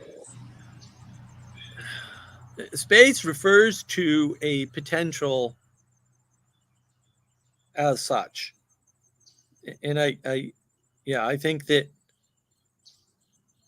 people get a lot really confused about potential, right? Because now we're talking about a time frame that isn't now and never will be now, right? Because potential is an opening and it's not a manifestation, and so people get really confused, right? Because you don't know what will manifest in a potential until it does, and then that potential is gone and the manifestation is present. And so spatial reality is the statement that reality is not set ahead of time. There is, not none of it, all right, but there are aspects to reality that aren't set ahead of time. And so elevating, so if you think about the Sabbath in terms of looking up at the highest thing, at the creator and the idea of creation, right?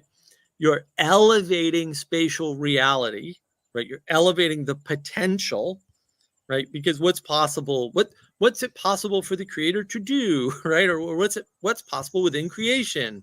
I don't know. So that's an elevation, we'll say, above me. And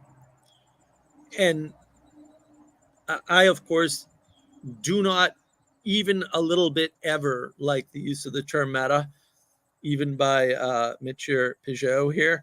I despise it for reasons which are explained in my video on this topic on navigating patterns. I understand why I think he's doing that, and I can't necessarily push back on it, and I probably can't improve upon it except what I just did, which was to say we have a misunderstanding of space. So I think basically what's being done in the text from my perspective is the following. He's re-enchanting the idea of space by adding right, and unflat worlding it, right?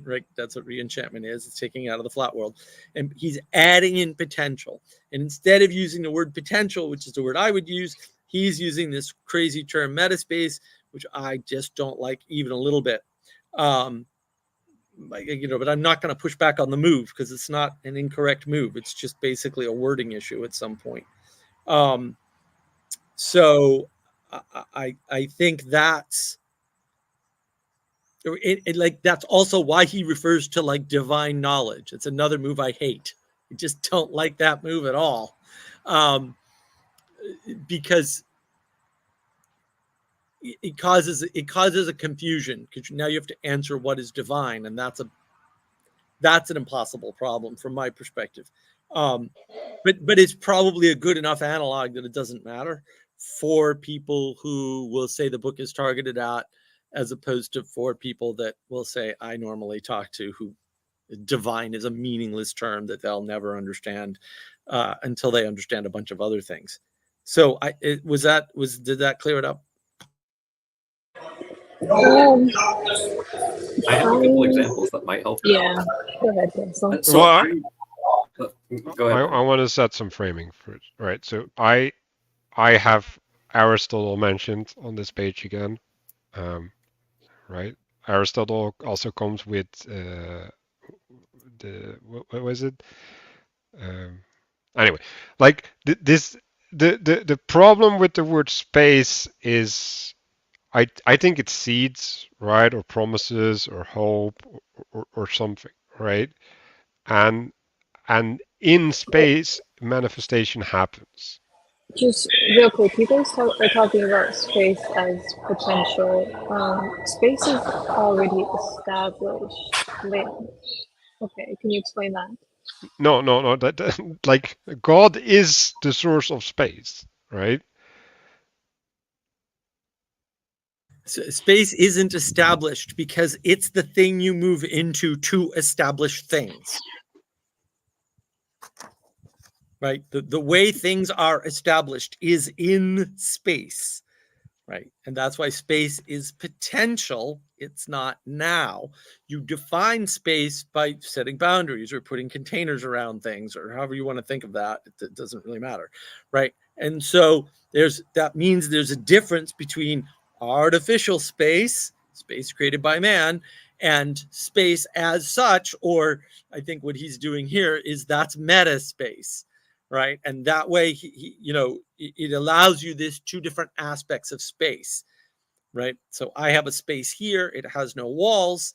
Right. It's a pole shed. So it's basically 6 pillars, 2 beams, and a tin roof. That's what I'm sitting under, a tin roof. That's what I'm doing. And we put flooring on it to designate this artificial space. Right. And we put mulch around it to designate this artificial space. Before this was all here, there was still space. It just had a different nature. It was an artificial space. There were probably trees and bushes and all sorts of things here before the pole shed was here. I didn't build the pole sheds. I don't know what was here first.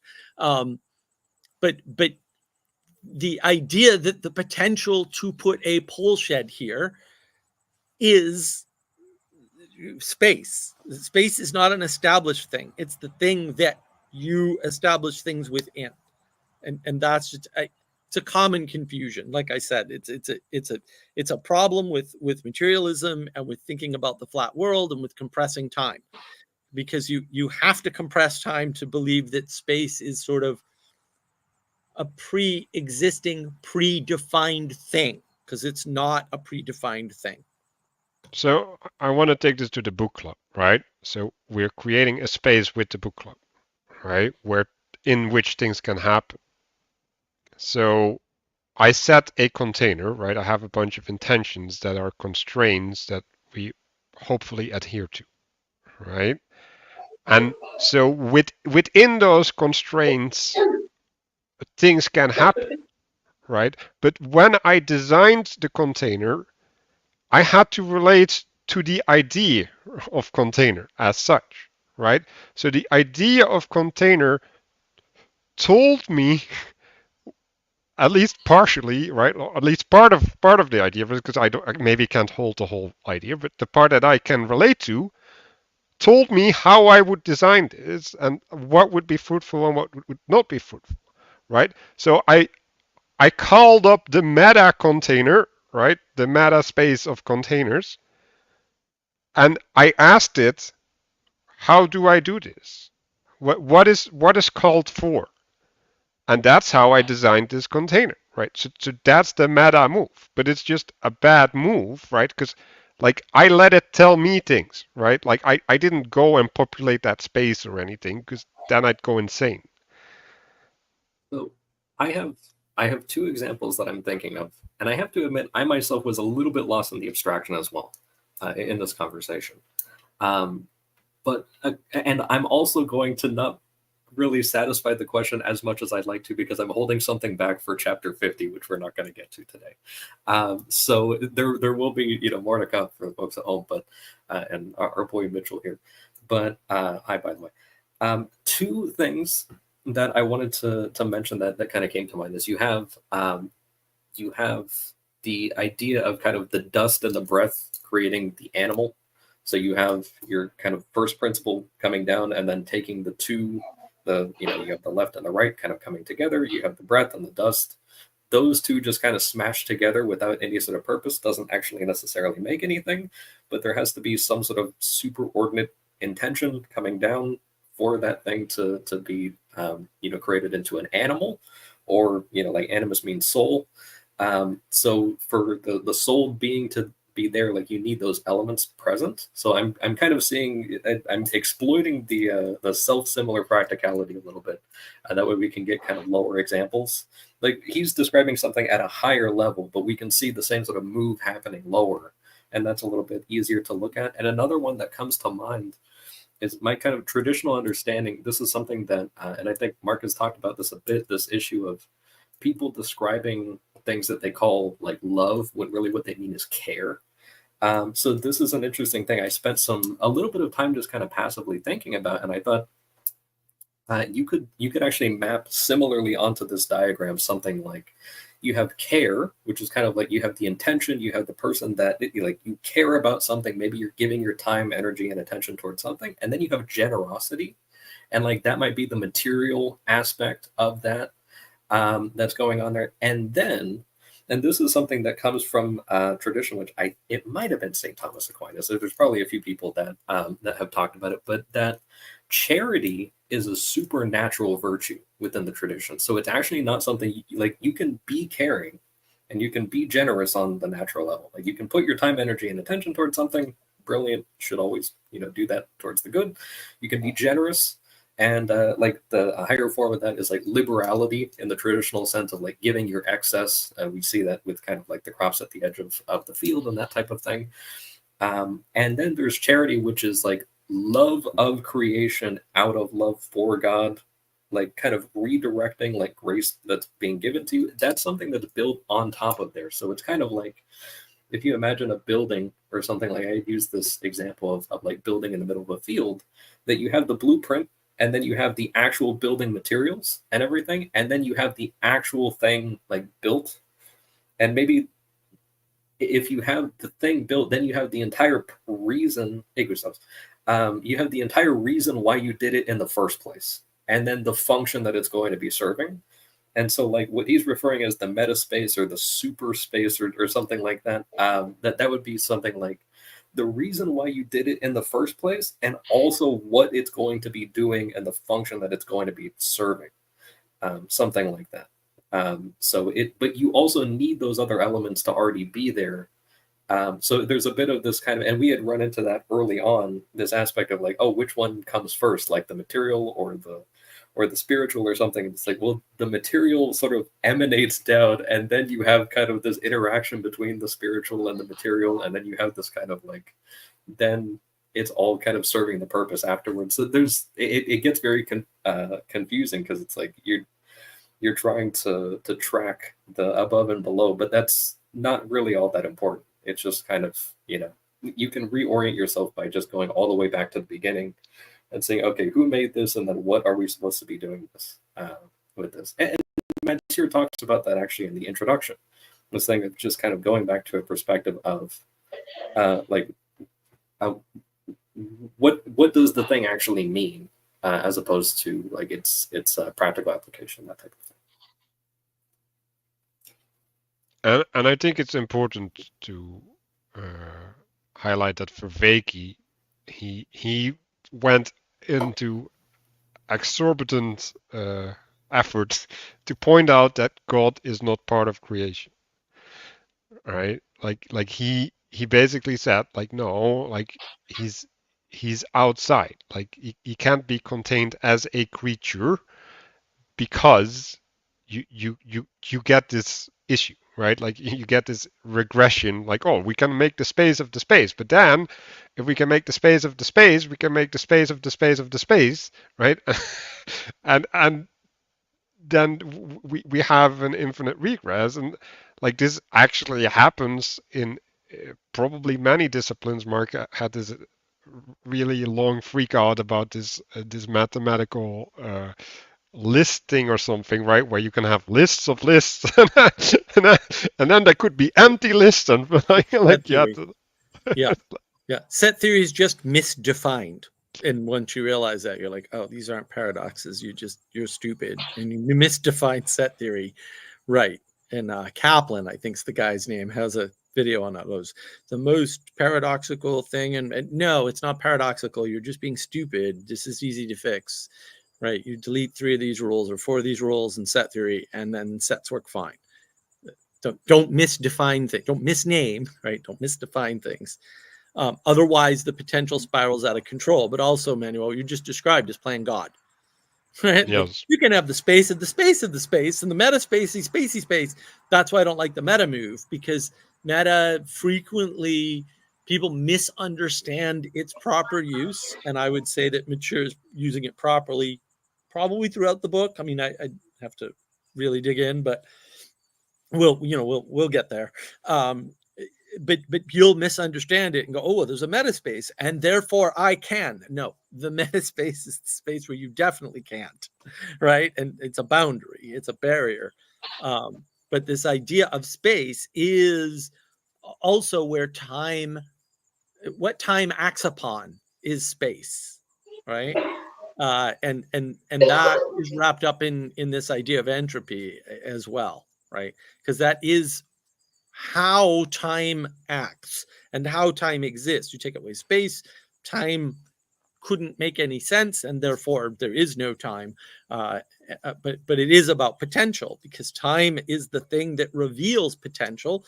Negative will say entropy, or positive will say, as the result of an agent doing entropy or something. And that, yeah, that the problem is this idea of potential, which is an open future. It's something that's not set. And we have a lot of people like Vervaeke who want reality to pre-exist as a thing we can conform to.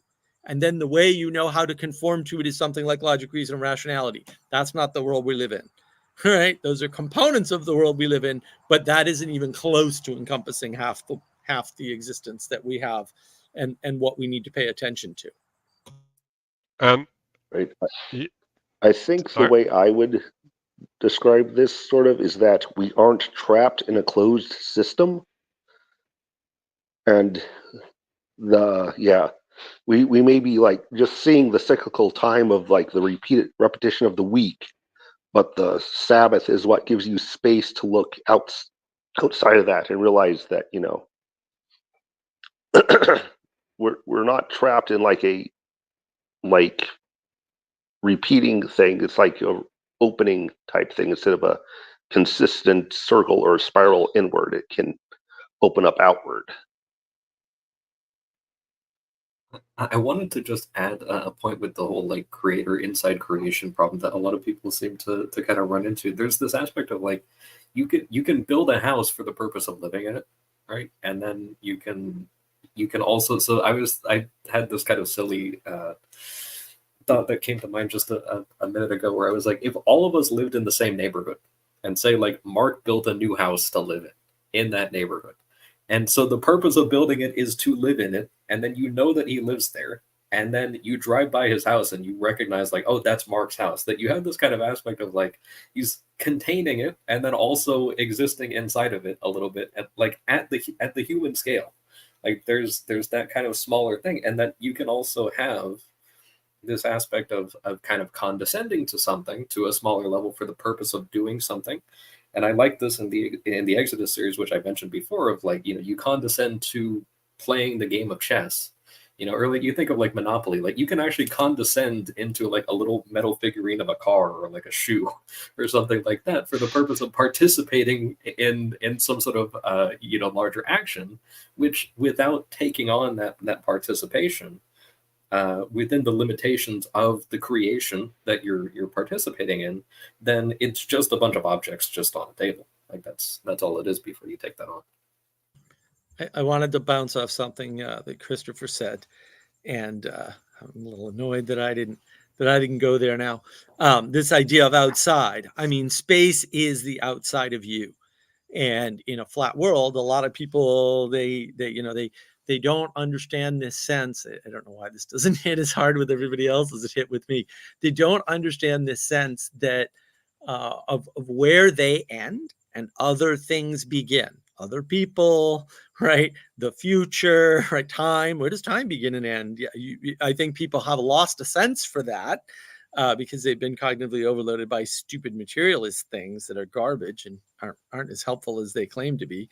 And so when we don't have that understanding of time and of potential, whether it's caused by this or this is a symptom of it, we very much don't understand outside, specifically outside ourselves. And so that might be part of where people are struggling with this particular concept. Is there is stuff outside of you. It's called space, right? And you are not part of space in that way, because what's inside of you is defined and the stuff outside of you is less defined. And the pole shed that I'm in does not have walls. Right? So it's kind of like a house, except there ain't no walls and there's no windows, but it's all window, and so I just look at the pond. It's right there.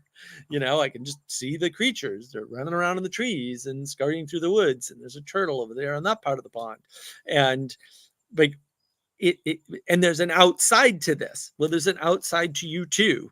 Both those outsides are space, and in some sense they're the same space, except the outside from me has a different set of potentials, we'll say, from the outside from the pole shed. That's why I'm under the pole shed, and I'm not out there where the sun can burn me up, despite it being a lovely fall day, right? And so, but they're both. It's still space, right? It's a space with different levels of potentiality, we'll say.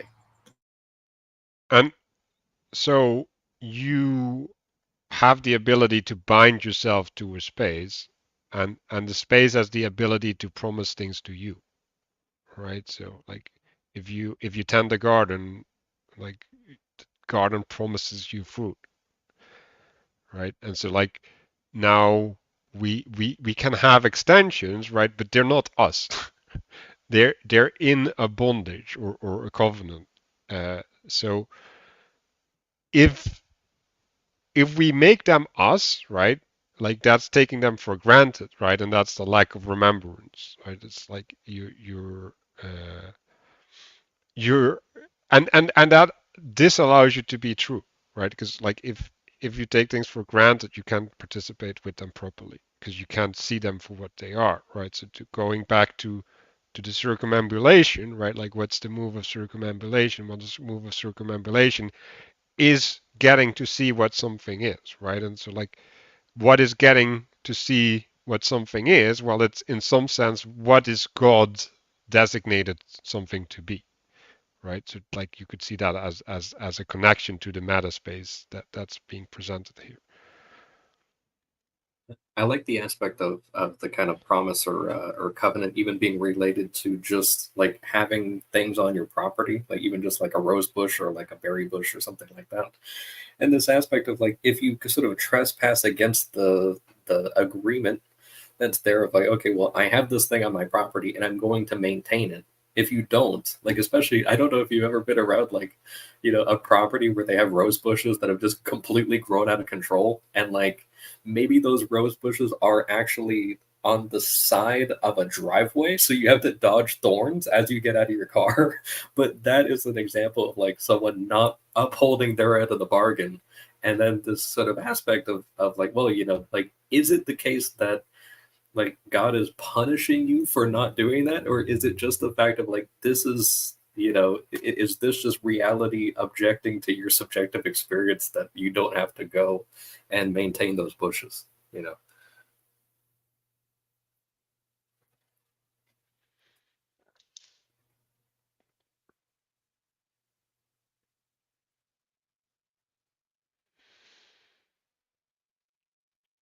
Okay. So going back to the page, unless we want to continue the conversation. At the bottom, it says natural forces of transformation, which is emergence. So interesting that it's mentioned there. No, that's actually a really good point, Manuel, right? Like nature emerges. It doesn't need your help. Like you're not actually involved in that at all, and you have very little, if any, control over it. And then what you do about that matters quite a bit, actually, right? Because some emergences should be rejected and some should be cultivated, right? And that is like if you've ever tried to set up even online communities, you realize pretty quickly that no matter what method you use or what procedure or what tools you use, you have very little control of whether or not a community will emerge. And so each time it's a gift, right, or a miracle or something. And people don't like that. They like to think we just have way more control over these sorts of things than we actually do. But the fact of the matter is, yeah, nature emerges, and it's not always good. In fact, most of the time it's not. So don't rely on that, and look for systems that rely on that and avoid them. There's one thing I'd like to point out on this page. Obviously, maybe you already mentioned it, but it's sort of how the Sabbath transcends space and time and unifies them. And so, without the Sabbath, so if you remove the Sabbath, space and time are set into opposition, right, to each other. So, actually, if you're someone who is set on having space and time be in opposition, you see the Sabbath as a threat to that. So you oppose the Sabbath. And also the Sabbath does sort of like, and we could talk at length about how, it's sort of the Sabbath constrains time and it also constrains space. Like, there's the kind of that happening to some degree. But like maybe I just wanted to point that out. That's something I saw this week when preparing. That was good. great. That was really good. Yeah, and that whole idea that, we'll say that's not necessarily the neutral space, right? But it is the third thing, the thing in between. So that was really good. I really appreciate that. It calls to mind something that we had a while back in a previous session, of the thing of the blue string holding together the animal fibers and the linens. That sort of aspect of that, you've got you have the linens making up the entire garment, like the worked stuff, and then you have just kind of like the spun animal fibers that are then held together by a nicely refined, kind of purified and dyed ornament. Which we're going to be seeing ornamentation probably in about 10 weeks. It's like 3 chapters out. But that'll be a fun thing to explore when we get there.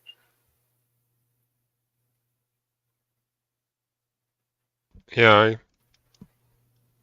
don't do that, Gustav. Like, you, like, now my head is all jumbled up.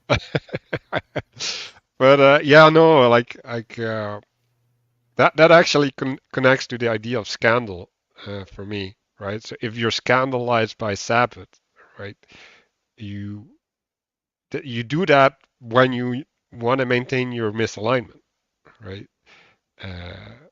Because you inherently know that if you go through the process, that you will have to confront your misalignment, and therefore you have to change and give up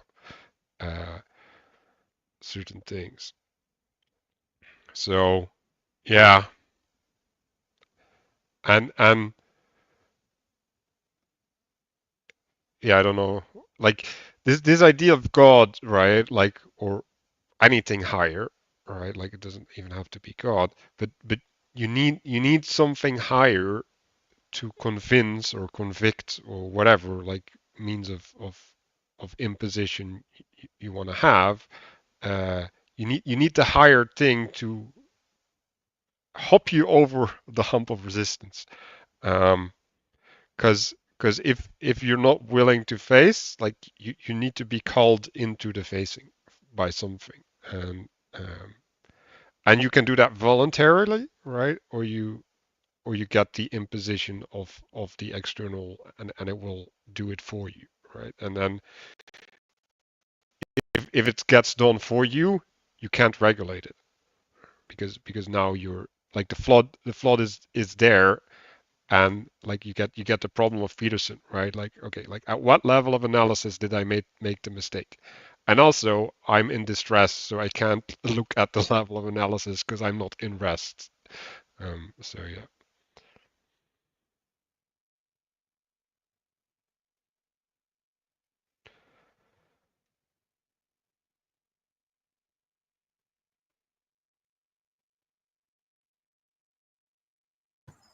Round out that last page, Manuel.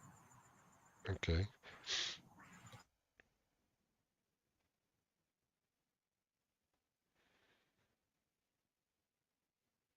So yeah, here we have completeness and consistency, right? So this and this mapping, right? Like trying to have the complete mapping gets you into one of those, right? Which is actually ironically, right? If you want to have a complete mapping, which would be the sets, all the sets, right? Which is one of the wishes of the scientists, all right? They want to have all the sets so that they can have a complete mapping of the world, right? But then they end up with the inability to order them properly, right? You get with the paradoxes, you get a confusion. Um, so there's there's the tendencies to identify with these things depending on our purpose, right? So if you want to have control, like you want to have control of time, and if you want to have perfection, you want to have control of space.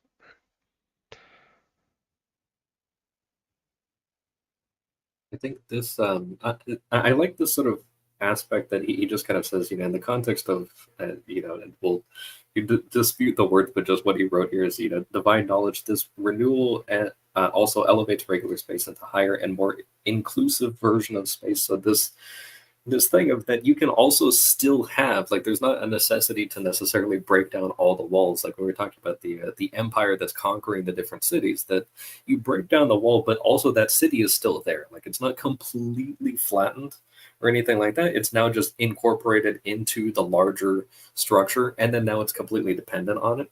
And it reminded me of, I was at this meeting recently where my parish is trying to do like some little renewal stuff, setting up some new structures and programs and things like that. And somebody there said they were from Venezuela, and they had come, and they used to have a thing that they would call the Mass of the Nations, and they would do it once a year.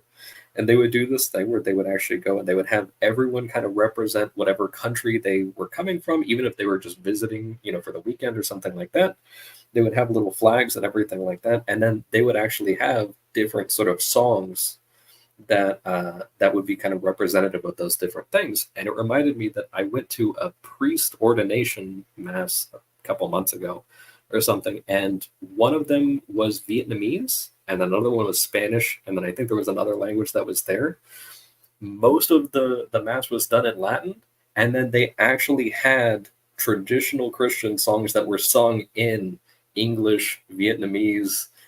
I think maybe the other one was Chinese, and so they had all those different ones, but it was all subsumed under the Latin Mass, which was really interesting. But they got kind of the little peripheral, because it was like 3 hours long, so they had time for this. But that was a very interesting aspect of the kind of like all of these different multiplicity things not winding up being completely mixed. That there were certain points where, okay, all the other ones actually don't know what is being said. Everyone has an opportunity to not know what's being said, but also we all know that we're united for the same purpose, so that it's not important. Well, yeah, and I wanted to just point out, I sort of go back and forth on this, but I think I'm going to dive in. This renewal also elevates regular space into a higher and more inclusive version of space. What we've been doing for inclusion is looking lower at the individual, which is a non-existent concept, by the way. Right. And so we've been dragging things down, right? And so it's not more inclusive. We're just telling ourselves it's more inclusive, or it will be more inclusive, or there's a way in which we can make this more inclusive, or whatever, all of which is just a flat out lie, right? And that leads to other things like the communism that James Lindsay talks about, right? And all these other problems. They're all the result of dragging down or looking across, right? Rather than moving up, elevating, right? This was mentioned earlier, right? Like you can't save the world, so you can't get everybody to go towards the common thing, right? So, but you can go towards the thing that is the good and be around other people who do that. And yeah, that's not going to save everybody. Also, too bad. That's not the way it works. And you only have control over you. So you need to go after the things that are the good and not worry about whether or not everybody else has that in common, because they're not gonna, and it doesn't matter because you're not changing that ever. All right, it may change, but that wasn't you. And so the way you change the world is by exemplifying the good. All right, and if you don't exemplify the good, the bad will be exemplified, and that's not great. It reminds me of, you know, a few weeks back there was kind of the combo of that. You had the video on perspective, and then there was also the chapter in the Moby Dick book club where they were talking about like the color white, and that there was this aspect that kind of overlapped where it was like that white light contains all of the other colors all at once. And then it just kind of also reminded me of the thing of kind of like, you know, the sun shines on the wicked and the righteous. You know, it's like you still have, you know, the higher thing that's still kind of covering all of the other ones anyway. Like even if some of them don't want to participate, it's like it's still like the light is still shining, like it's still there. There's still something to orient to.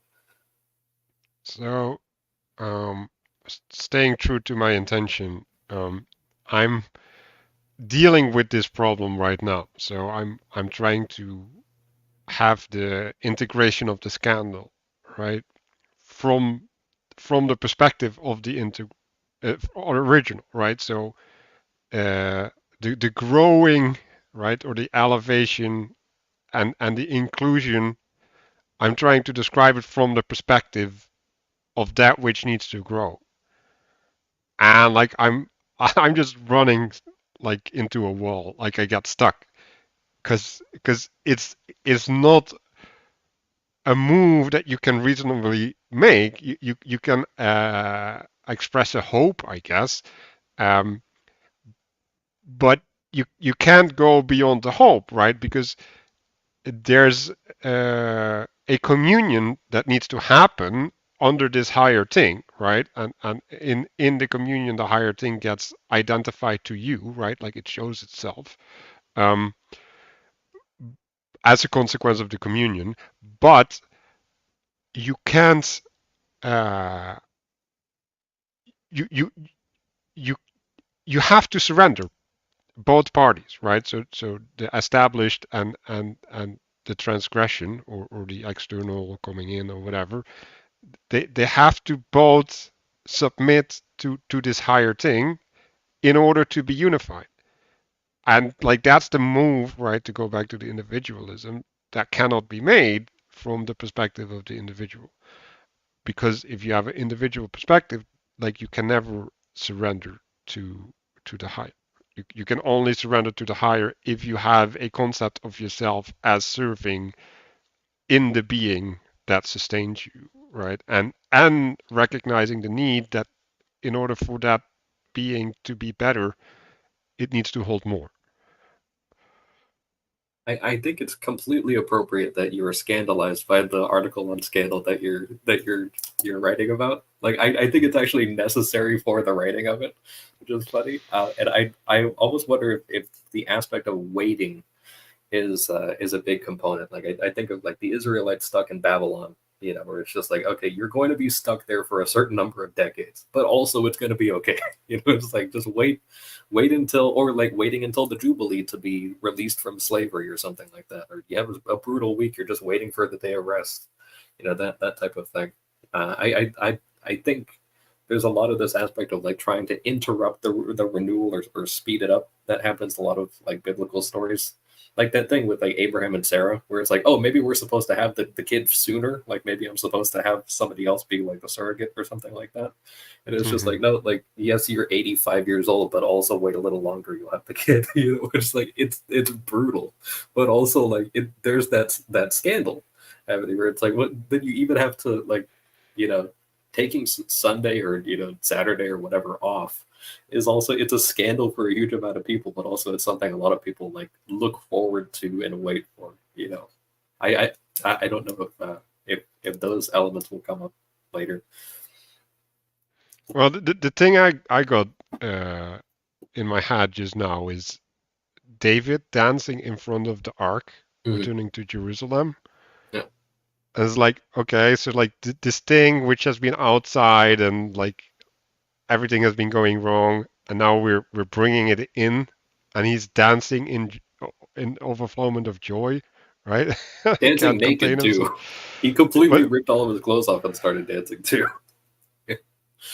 yeah, so talking about the higher perspective.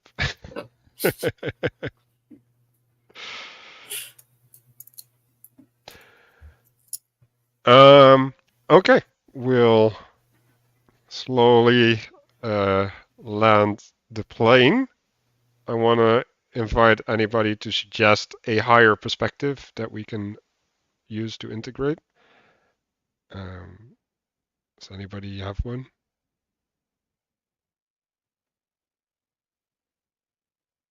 Being is good. Being is good. Okay, that is a really high perspective.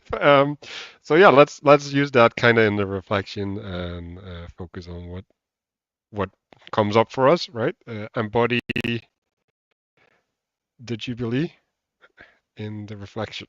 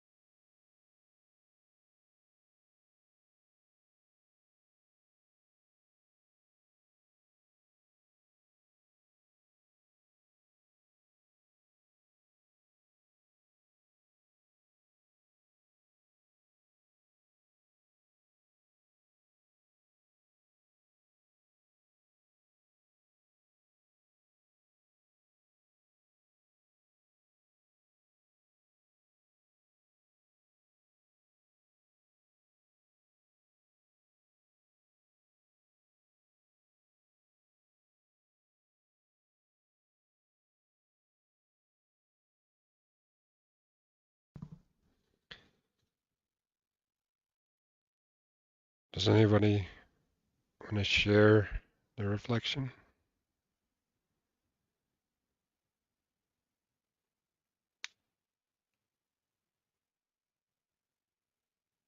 So I reflected a little bit on being calling you out into a promise, right? And then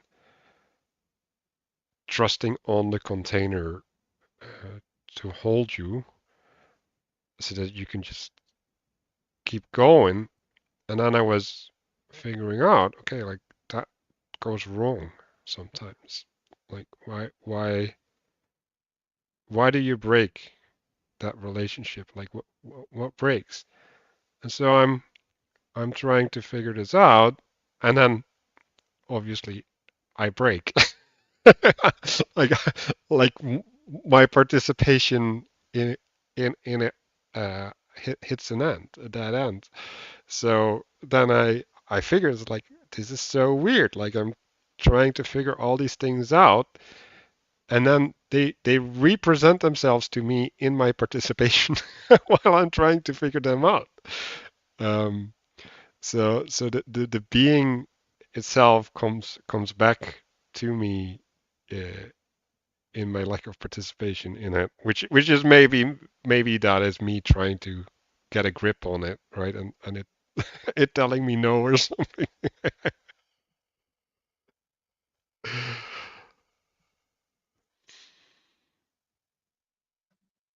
Well, I've been trying to figure out how to jump in the whole time. I just haven't. I've got a bazillion thoughts. I just haven't been able to connect with the thread of the conversation. But I think even when we don't know, when we're in that state of confusion or we don't know everything, we can still take lower purposes and make them higher purposes. You know, I think that's kind of an important thing.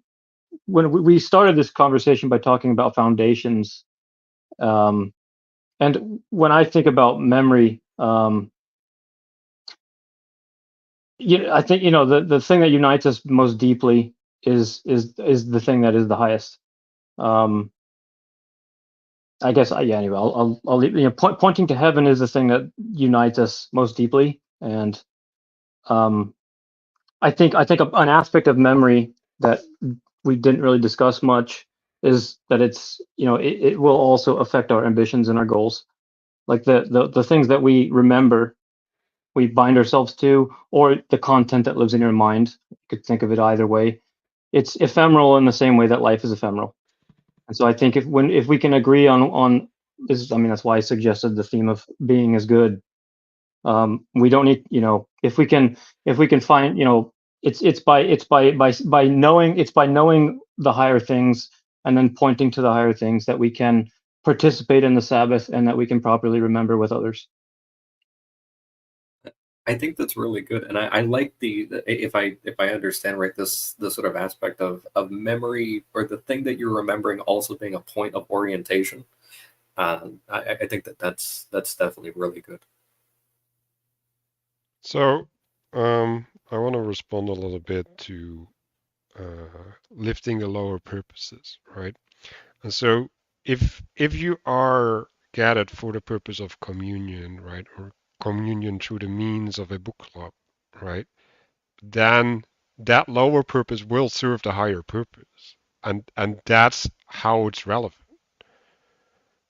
right? That's how it gets embedded, it gets integrated, right? Because the fact that we are gathered here in the name of the book club, right, will allow within that name, right, while we're serving that name, everything that will manifest will be good in relation to the book club. Yeah, if we're aimed up, and that's the problem is when we lose the aim that manifestations become corrupt, and I think too, memory is related to grounding, right? You have to remember where you're standing, and that's why it's part of orientation. To Castle's point, right? And so the orientation of the gathering actually matters. It's not optional. It's not emergence is good. It's not automatic, and that's where people got wrapped up. They're like, oh, there's a gathering, and therefore it's good. Well, not all gatherings are good. Gatherings have the potential to be, we'll say, better than single persons, right? But they also have an equal potential to destroy, As we well know, some people gather in war, and so the act of gathering is not a good in and of itself, because it needs that higher aim, that commonality, to raise it up. Otherwise, you get into this random emergence situation, and you don't know how that's going to end, and that is where people get horribly confused. And so, having that grounding and having the ability to aim up, those two are linked, right? You can't do sort of one without the other. And so, there's just a lot to track. And that's where the problem is. I'm not listing everything, but there's just a lot to track. And that's part of the problem. There's a lot to track, and people don't like that because they've been told there are simple answers, 2 + 2 = 4. Well, yeah, if you assume a bunch of things about numbers and equal signs and plus signs, then 2 + 2 = 4. And you weren't tracking all those things because they were assumed, right? And then, nothing is simple, right? Nothing is simple. I like the not only the kind of integrating the lower, but then also just the necessity of sometimes giving that attention for maintenance as well, and remembering your grounding. So maybe we talked about like remembering or reattaching to a hand, but maybe you need to reattach to your feet, and sometimes that can happen at if you're maybe you have wet socks, like that can be really really hazardous if you're out in the middle of somewhere and you don't have like a change of socks or something like that can cause serious issues. So sometimes there's that, but then also at the communal scale, if you think of like a company or whether it's like a military company, you think of the foot soldiers, or also like the people doing the footwork at a retail organization or something like that, that if you're forgetting the people who are at the bottom, who are in many ways holding the place up, that even if they're not making the decisions or any of those sort of things, they're still participating in the body, they're still providing the necessary support, and maybe they might actually be the highest quantity as well. So in terms of emergence and the possibility of like bad emergences and that type of thing, that's also your point of weakness if you're not paying attention, or your point of strength if you are properly informing and naming downwards. Right. And that brings up morale, like the willingness to adhere to the identity or sustain that identity. And we will do that with the book club. We'll gather here next week. So thanks everybody for watching, and see you all next week.